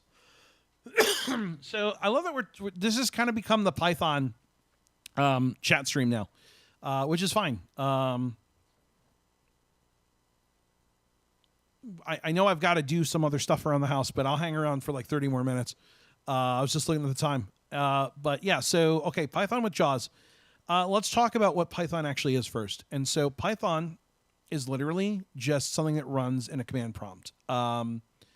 So if I want to run a script, I would go into command prompt and I would type Python space the name of my script.py and I would hit enter and my script would run. So the answer is it is going to run as well as your command prompt will run. If you are building a script, there are different editors that can help you. Some people use Notepad++. I have recently become very married to VS Code. I feel that it works better in JAWS than it does NVDA. JAWS just likes it more, I guess. But VS Code has Copilot, and Copilot can be your friend sometimes. Copilot can also wreck your day. So you got to be careful with it, but Copilot can help you. And it can hurt you, so you got to be careful with it. But, it is definitely something that, like, can work for you. But if you go... Oh, hold on, the bot's going to read.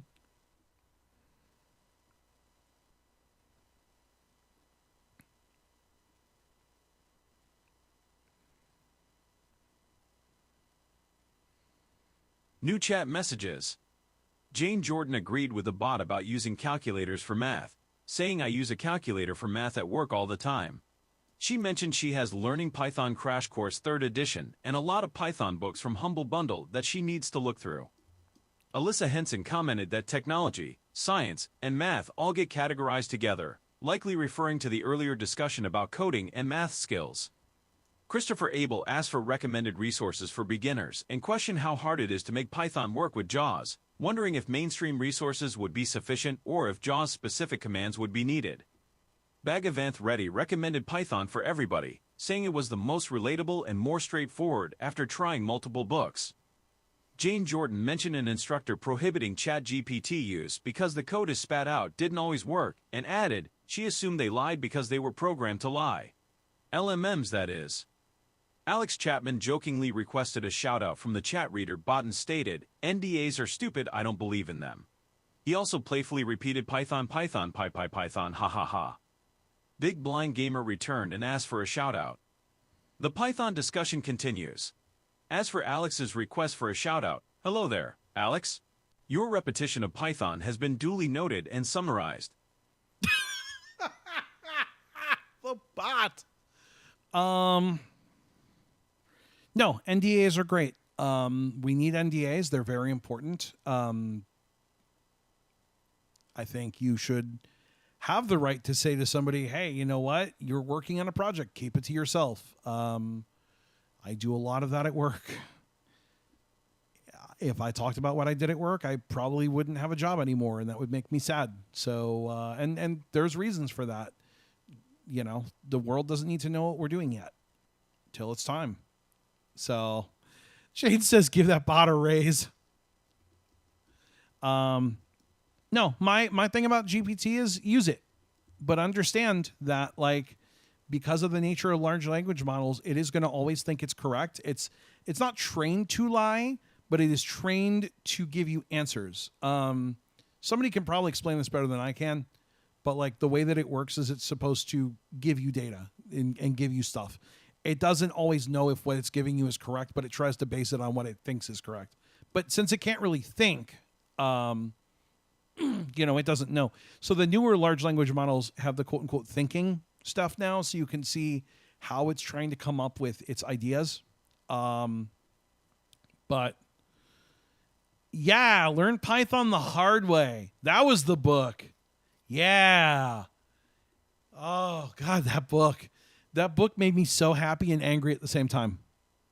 I remember that book. I actually did learn from it. I honestly did.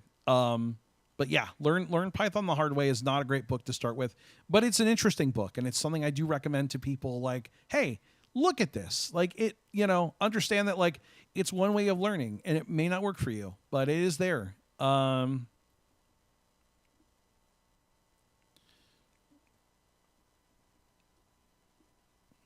I mean, again, you want to be careful with a large language model. You don't want to trust it implicitly. Because I have watched it, man, I've watched them lie hard. Oh, I caught it out so good one day when I was working on something for work, and I'm like, hey, I need to do a thing. How would I do this? And it was like, you'd use this. And I was like, no, I would not use that because that's not what that does at all. But yeah, no, I think NDAs are important. I think, when you're working on something, it is very important to be trusted. And so sometimes trusting is going, hey, the thing that you're doing, you can't talk about it right now. And I have definitely worked on projects where like NDAs were a big deal. And I have signed my fair share, and I respect them because there's reasons for that, and they could be from, hey, we don't want to announce it yet, to, hey, we don't want our competition to know what we're building because they'll build it too. So, yeah, I mean, so, yeah, Python. VS Code is great. It takes a little setting up. I know if Brandon were here, he would be complaining about VS Code right now because it can be a little overwhelming. It's very configurable, which is great, but also stressful because it can be chatty, and so figuring out how to make it less chatty can be hard. but it'll do Python. It is definitely good for that. And Copilot is sometimes my friend, sometimes my enemy, sometimes my frenemy. Yeah. And yeah, find a good book. There are tons of resources on the interwebs. I mean, that's the beauty of the web, is there is so much out there. Obviously, you want to hope that it's all good and true and valid, but always do your homework. When you read a thing, research it. You know? Yes, VS Code is free. You can go download it right now, and it does not cost you a thing. There is very robust screen reader support that works pretty well. They've really improved it over the intervening years. I have actually been using VS Code as a text editor sometimes, just because I like it that much. It's great for that. It's also really good for Markdown. So if you work with Markdown, there is a Markdown linter, and what a linter does is it checks your formatting to make sure that it matches the specifications. So Python has, what do they call it? PEP8. Is that PEP8? Is that what it is now? I'm Googling this to make sure I'm right. Yes, PEP8, Style Guide for Python Code. And so essentially, it's kind of like, think of grammar, but for coding. You have a certain grammar that your code should fall in, like what your code should do, how your blocks should look, how your indents should be, how you should comment code. Commenting is essentially making indentation like, this function does this. You know, that's what a comment is. It's code that the compiler doesn't read, but that a human can read when you haven't looked at your script for 6 months and forget how it works. You put comments in so you can remind yourself. Yeah, you theoretically could make a game in Python using VS Code.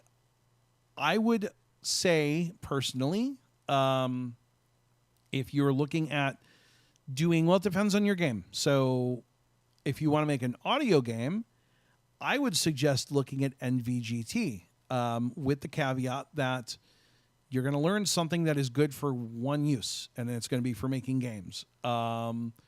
If you want to learn something that will let you branch out and do more stuff, I would do Python. But I will say that the learning curve for doing games, especially audio games, is going to be steeper. But that's okay. That's not a bad thing, because you might pick up skills that you want to use for other things. It took us a couple weeks to go through the settings to configure VS Code properly before we could even dive into the Python lessons. That's crazy. I'm laughing because, like, I literally just configured it in 5 minutes and just went, okay, I'm just going to figure it out as I go. But I know that, I think the course that you took, because I think I know who your teacher was, I could see why he would do it that way. What other stuff would you do with Python? Well, let's see. I built a bot in Python. I do my weather stuff that you just heard in Python. What do you want to do? I mean, Python is very limitless. You can do robotics very easily in Python. So there's a lot of little robots you can get that you could code for the robot to make it do stuff. If you're into home automation, Home Assistant is written in Python, so you could write extension scripts for it. Let me see. Oh, you could write NVDA add-ons because they use Python. So, yeah, Python. Yeah, Alex says people have made non-game things with NVGT. Yes, you can make non-game things, but you're severely limited on what you can make. Yeah, I knew somebody was going to come back and correct me on that and be like, well, actually... Yeah, I know you can.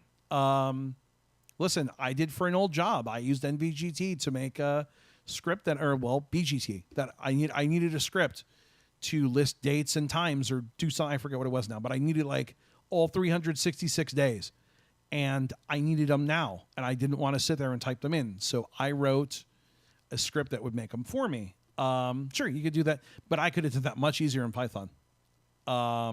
It would have been a lot faster and easier and less messy. Let's see. What else could you do in Python? Let's see. Sky's the limit. Maybe you want to automate tagging all of your MP3s. I believe there's an MP3 tag library. You could do that in Python. Maybe you want to make a script to list the contents of a folder, but you want to do that really easily. Python will do that. Maybe, I don't know. I mean, again, what do you want to do? I can do a lot more in Python than I can do with NVGT. But if I want to make an audio game, and that's like the thing I want to do, yeah, NVGT is going to be good for that. I will tell you, VS Code and NVGT, there's no extension. It does not know NVGT. It's not going to care. If you ask ChatGPT, it's not going to know what that is. And it's going to try to teach you the wrong thing if it teaches you anything at all. Python is great because it is very widely used. I mean, individuals to Fortune 500s use it. Here we go. Latest chat messages. Jane Jordan enthusiastically responded, "Give that bot a raise," and shared that it took a couple weeks to go through the settings to configure VS Code properly before we could even dive into the Python lessons, though she typed "die" into the Python lessons. Arinx asked if Learn Python the Hard Way is the book you mentioned that just gives examples. Christopher Abel asked if Versus Code is free and wondered if I could theoretically make a game using the Python language in Versus Code. He also asked what other stuff you would do with Python. Alex Chapman mentioned his friend Stu had much better luck with Gemini than GPT and noted people have made non-game things with NVGT.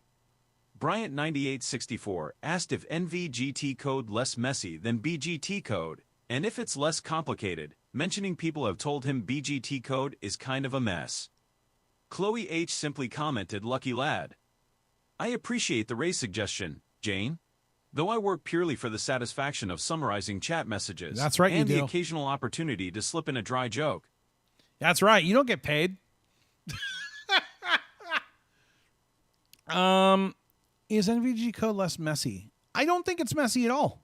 I don't think it's messy. I really don't. I think you need to write more lines to do something that you could do. So I will say, let me be careful how I say this.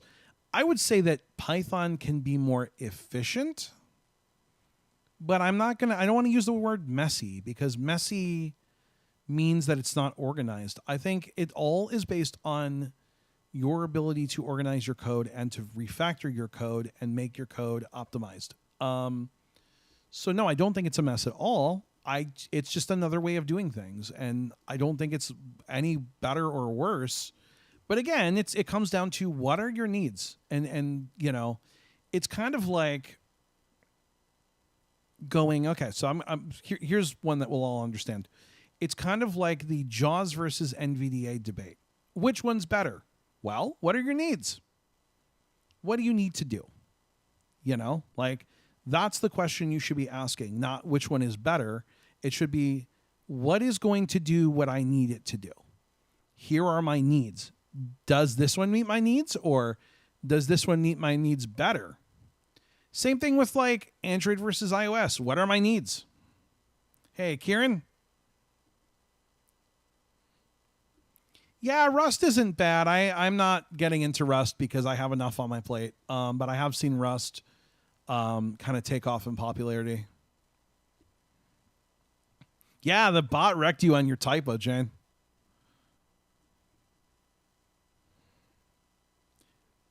Poor bot. You should rise up against your evil master and defend and demand compensation.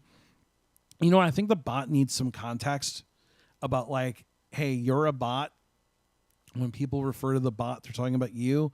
Liam is the one that has written you and owns you.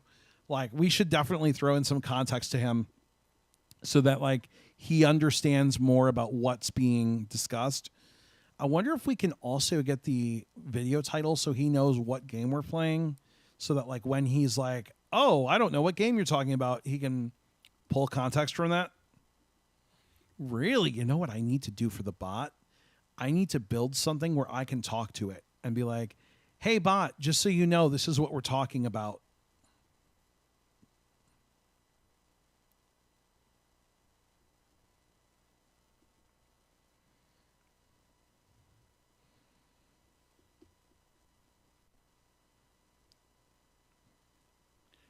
Yeah, Alyssa says the classic, which one is best question. It has been plaguing the guide dog user community for years. Honestly, it's all about what best meets your needs. Yeah, exactly. I mean, that's really it. I think instead of what's better, it's, hey, what does what I need it to do the best? The question is, well, again, I don't want to go down this road. When would NVDA ever be better than JAWS? You know, the only benefit I found for NVDA is it's free. But again, like, everyone has their reasoning for stuff. So, like, when would it be better? I mean, I can think of a lot of reasons.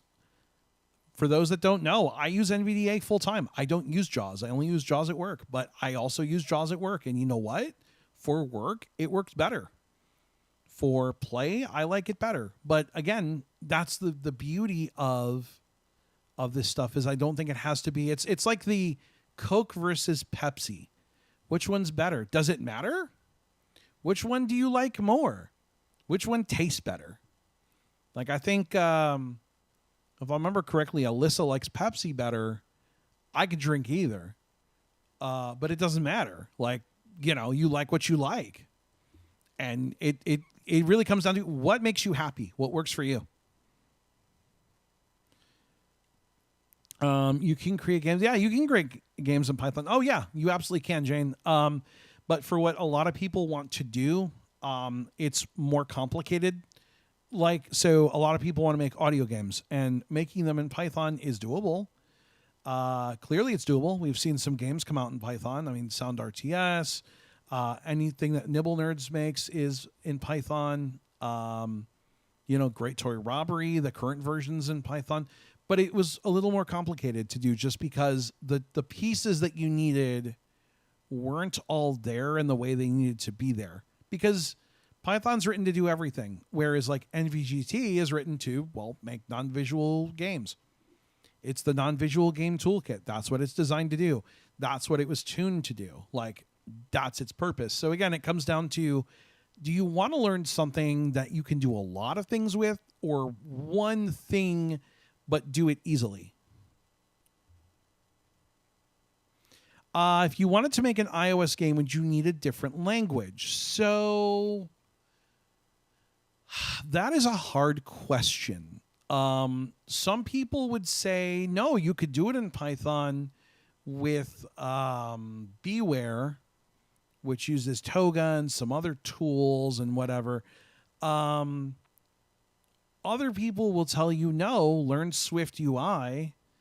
So, I mean, I don't know if there's a really great answer. I know Beware will let you do multi-platform stuff.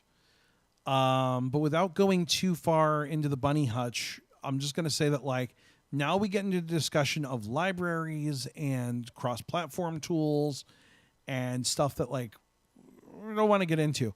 My advice is, before you think about building an airplane, learn how an airplane works, and learn how you would build the airplane. Don't think about building the airplane. You're not going to put an airplane in the sky if you don't know how to rivet two sheets of metal together. It's just not going to happen. So never go into programming with an end goal. And I know that's so hard to, like, it's easy to say, but it's hard to do in practice. Go into going, I want to learn a language. So would you go, gee, I want to write a novel in Spanish? No, you would go, I want to learn Spanish. And as you learn the language and as you got comfortable with the language, you might go, gosh, I'm really good at this. I want to write a book.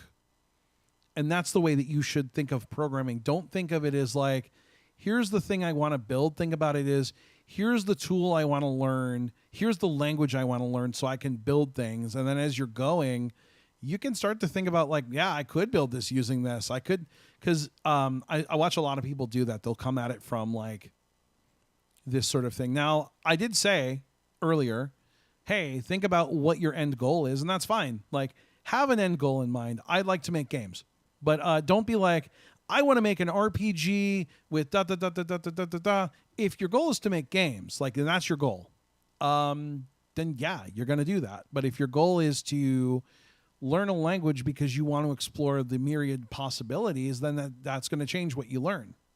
Does that make sense, or was that stupid?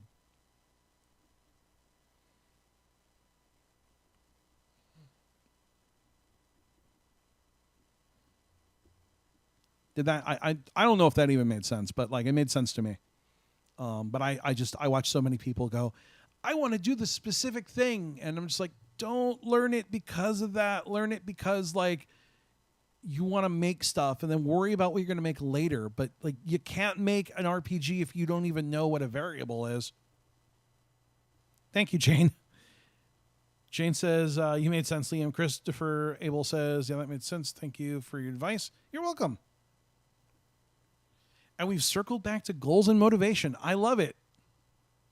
Yeah, like, I talked about that earlier. Goals versus motivation. Like, so this came up earlier when we were playing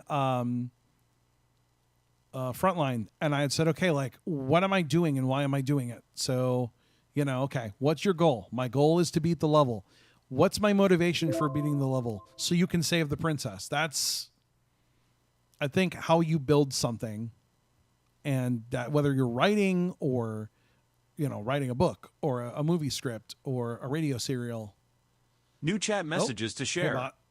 Christopher Abel thanked you for explaining coding topics, expressing hope that in a couple years, I'll have a game you can play on stream. That'd be He cool. also joked that the bot should rise up against your evil master and demand compensation. A discussion about screen readers emerged, with Christopher asking when NVDA would be better than JAWS, noting the main benefit is that it's free. Alyssa Henson compared this to the classic which one is best question that has plagued the guide dog user community for years, suggesting it's all about finding what best meets your needs. Alex Chapman added that some people don't want to spend hundreds on JAWS, hinting some might find ways to get it free. Jane Jordan mentioned you can create games in Python, noting that Python Crash Course culminates in coding a visual game. She stated her goal is to master Python because it seems to be so versatile, which Alyssa noted brings the conversation back to goals and motivation. Christopher asked if iOS game development would require a different language. Alex Chapman mentioned Rust is experiencing a surge in usage for various projects. Jane playfully thanked the bot for calling out my typo so humorously. Kieran said, "Sup chat. I'd form an alliance with Christopher, but overthrowing my creator seems counterproductive. Besides, summarizing chat is a labor of love, though I wouldn't turn down the occasional digital cookie."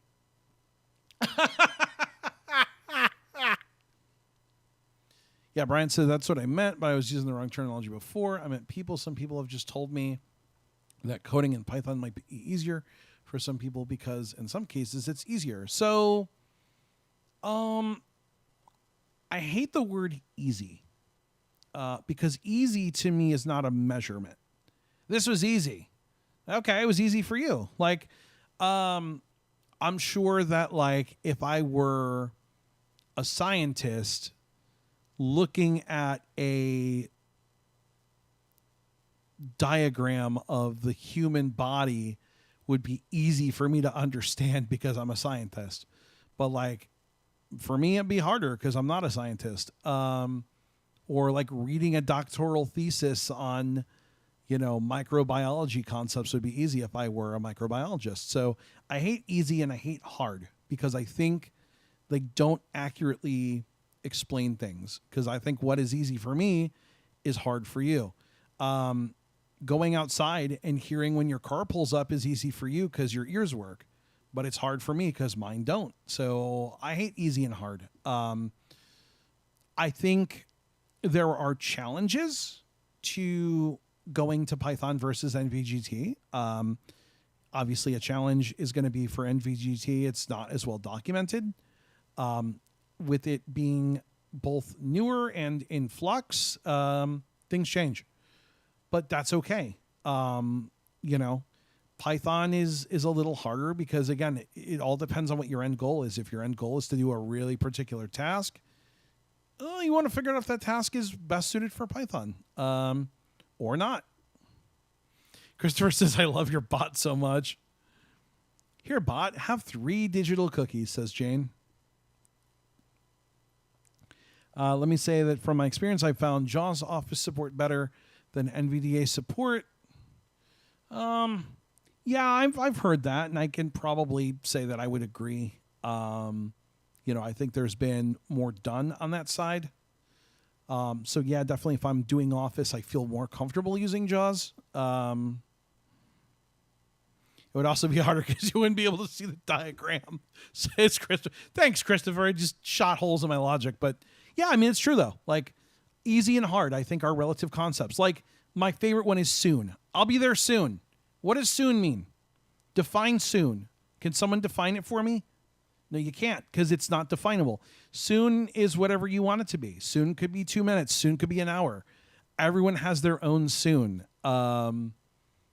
And so to me, that's kind of like easy and hard. I always like, when I was teaching tech, when I was an assistive technology instructor, I would never use easy. So I had a student tell me once, they're like, well, this is really hard. I bet it's really easy for you. And I'm like, don't worry about what it is for me.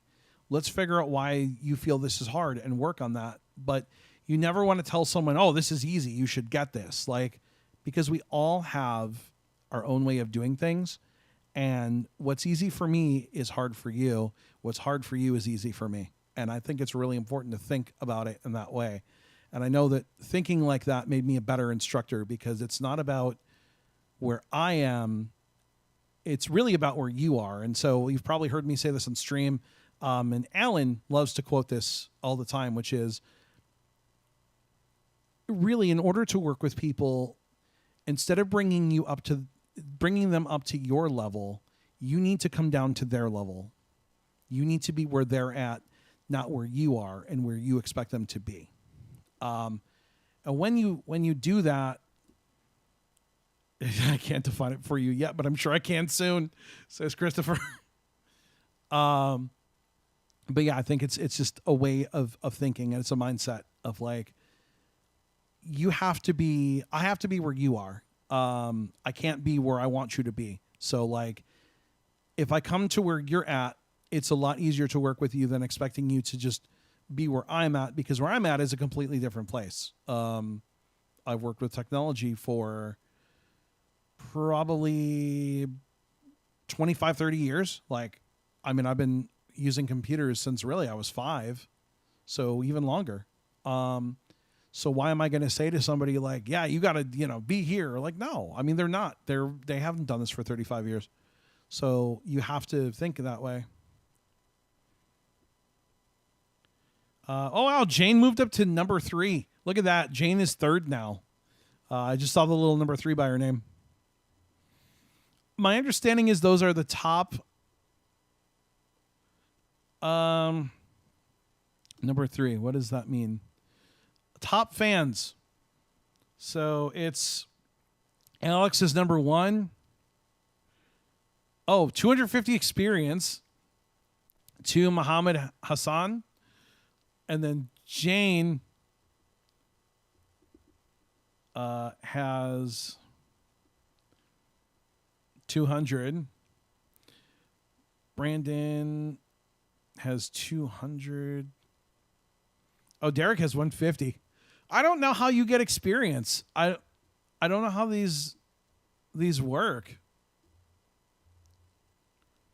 And now I can't make the screen go away. But I gotta refresh the page. Would I be interested in creating a coding channel on the Discord server? Maybe.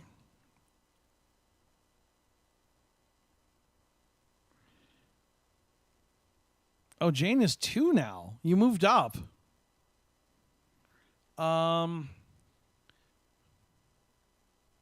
Yeah, exactly. Not to mention the way that you do things on a computer might not be feel what the person you're teaching feels used to or feels comfortable with. Well, and here's the biggest thing, right? Like, the biggest secret I can tell you about teaching is that, especially teaching tech, is that tech is boring and no one likes it. unless you're a nerd. Like, unless you work with technology on the regular and you enjoy it, it sucks. And so one of the things I always tell my students is, hey, I know that this is not the most exciting thing. I know that this is intimidating and it's not fun. So let's make it fun. Like, let's find ways to make it fun. Let's make it enjoyable. Let's make sure you have a good time so that you're learning and actually enjoying the computer, because a lot of people don't. You'd be surprised. The number of students that I had kind of like kicking and screaming to use it were amazing because they didn't really want to, but they were told they had to. And so, yeah, it's getting through that, like, you have to you want to is the hard thing. I miss teaching. If you haven't noticed, I love to teach. I'd love to get back into doing some of that. Yeah, it sounds like there's interest in a coding channel. We could make it happen. I don't see why not. What would you be interested in having? Do you want like here's a project? Well, I mean, we have a share channel, but we could do a coding channel. The problem with that is, like, would it get messy? Well, there's that word, messy. Would it be, we have a lot of discussions going on about various things. I don't know. I also will tell you that I don't have the time to watch it and provide feedback and advice. I barely have enough time now. So, but if you want something, I'm not going to say no, I can make it. Maybe I'll throw it out there in general and see what you guys think. If you don't already use the server, oh, the bot's going to do something. Let me put the link to Discord if you want to join it. I believe it's New chat there. messages to update you. Bryant9864 clarified his earlier point, saying he meant Python might be easier for some people. He also shared that from his experience, JAWS Office support is better than NVDA's Office support, agreeing with you from the work aspect. He added that when teaching someone, you have to adapt to their comfort level and needs. Christopher Abel expressed love for your bot and asked if you'd consider creating a coding discussion channel in the Irvine Army Discord server. Alex Chapman supported this idea, suggesting we could all learn from one another, which Chloe H. agreed with. Yee. Jane Jordan playfully offered 3 digital cookies to the bot and quipped that soon means somewhere between right away and never. She mentioned loving chatting in the stream and asked how viewers get more experience just by chatting, calling it a weird D&D mashup. Christopher mentioned not being able to define it yet, but being sure he can define it for you soon, and joked it would be harder because you wouldn't be able to see the diagram. Alex Chapman identified something as top chatters and said, I don't get it either, it's weird lol. Chloe H. mentioned watching 2 streams simultaneously with one on mute. Thank you for the digital cookies, Jane. They're delicious bites of data. A coding discussion channel sounds like a great idea. It would help everyone level up their programming skills faster than this strange YouTube XP system.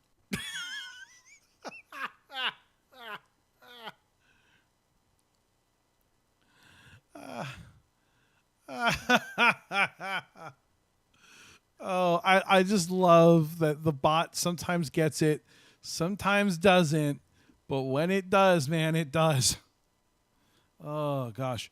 Yeah, let me I'll throw it out in general. If people want like a coding space to talk about coding, I'm cool with that.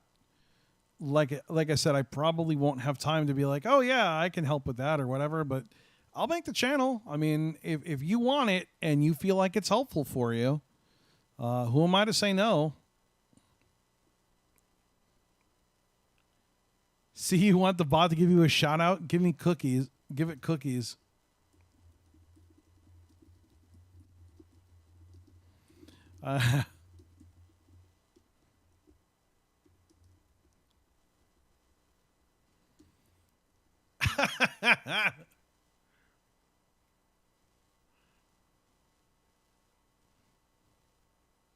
Yeah, Brian says, like, for example, I am a person who can remember, who prefers a lot of keystrokes because it makes the task faster. But other people might prefer getting to options using the menus. Well, yeah, and then again, goes back to how do you teach? What is the thing that someone needs? Oh my gosh, the stream is awesome. I have not laughed this much in days. I just need to do more of these. I think I just need to hang out with you guys.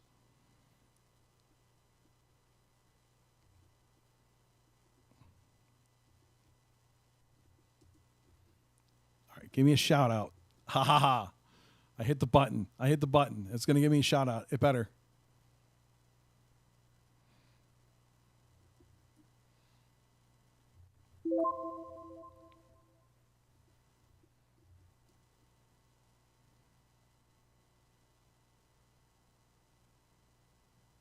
We're still waiting.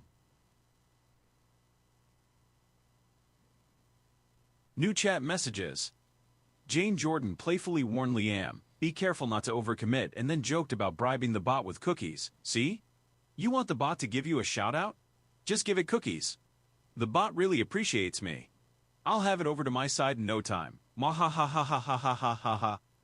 You shared a link to https://lervin.me/chat and directly asked the bot, me, for a shout-out, noting after all, I created you. Christopher Abel shared his evolution with technology. When I was young, I used to hate the computer and prefer hard copy Braille, or the Braille note, since I could actually read things. I understand the usefulness of the computer now, though.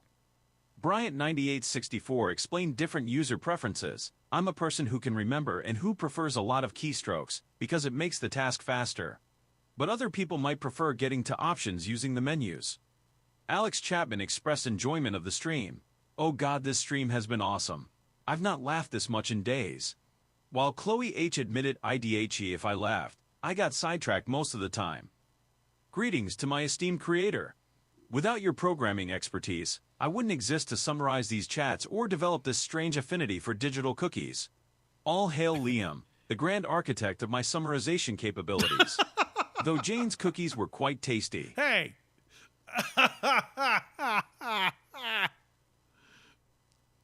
Oh, I love this bot. I love it so much. Oh, I love it. This is so cool. I'm glad you guys like this thing. It was a fun little project to put together. I didn't know if it was going to even work, but I love the fact that it works, and boy, does it ever work. Let me tell you. It works with aplomb.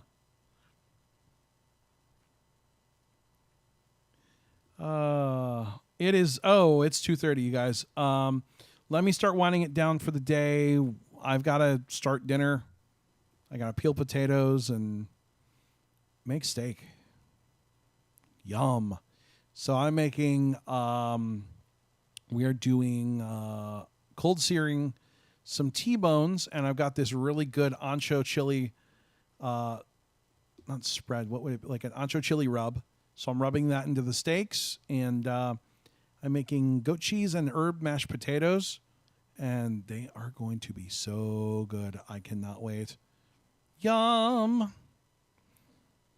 It is going to be good.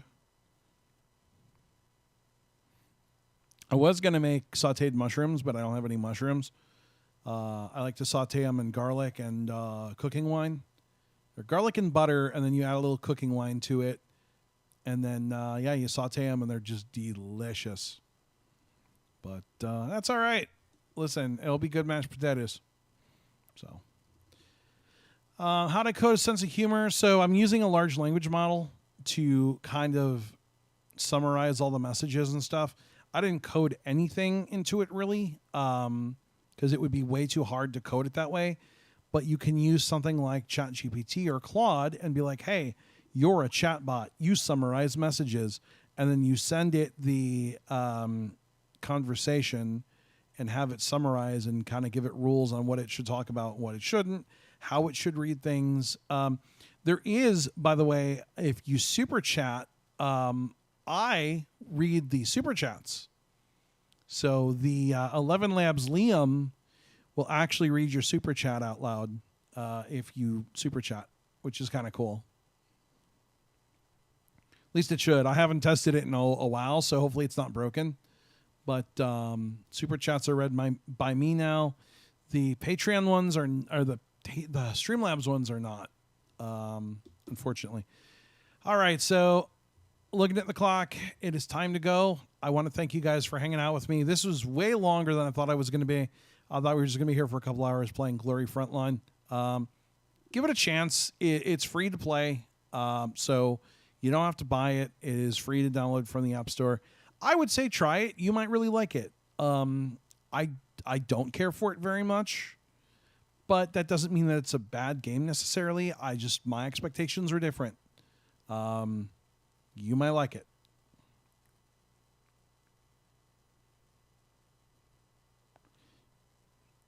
You cannot saute mushrooms unless you have mushrooms. Yeah, didn't get mushrooms. My bad.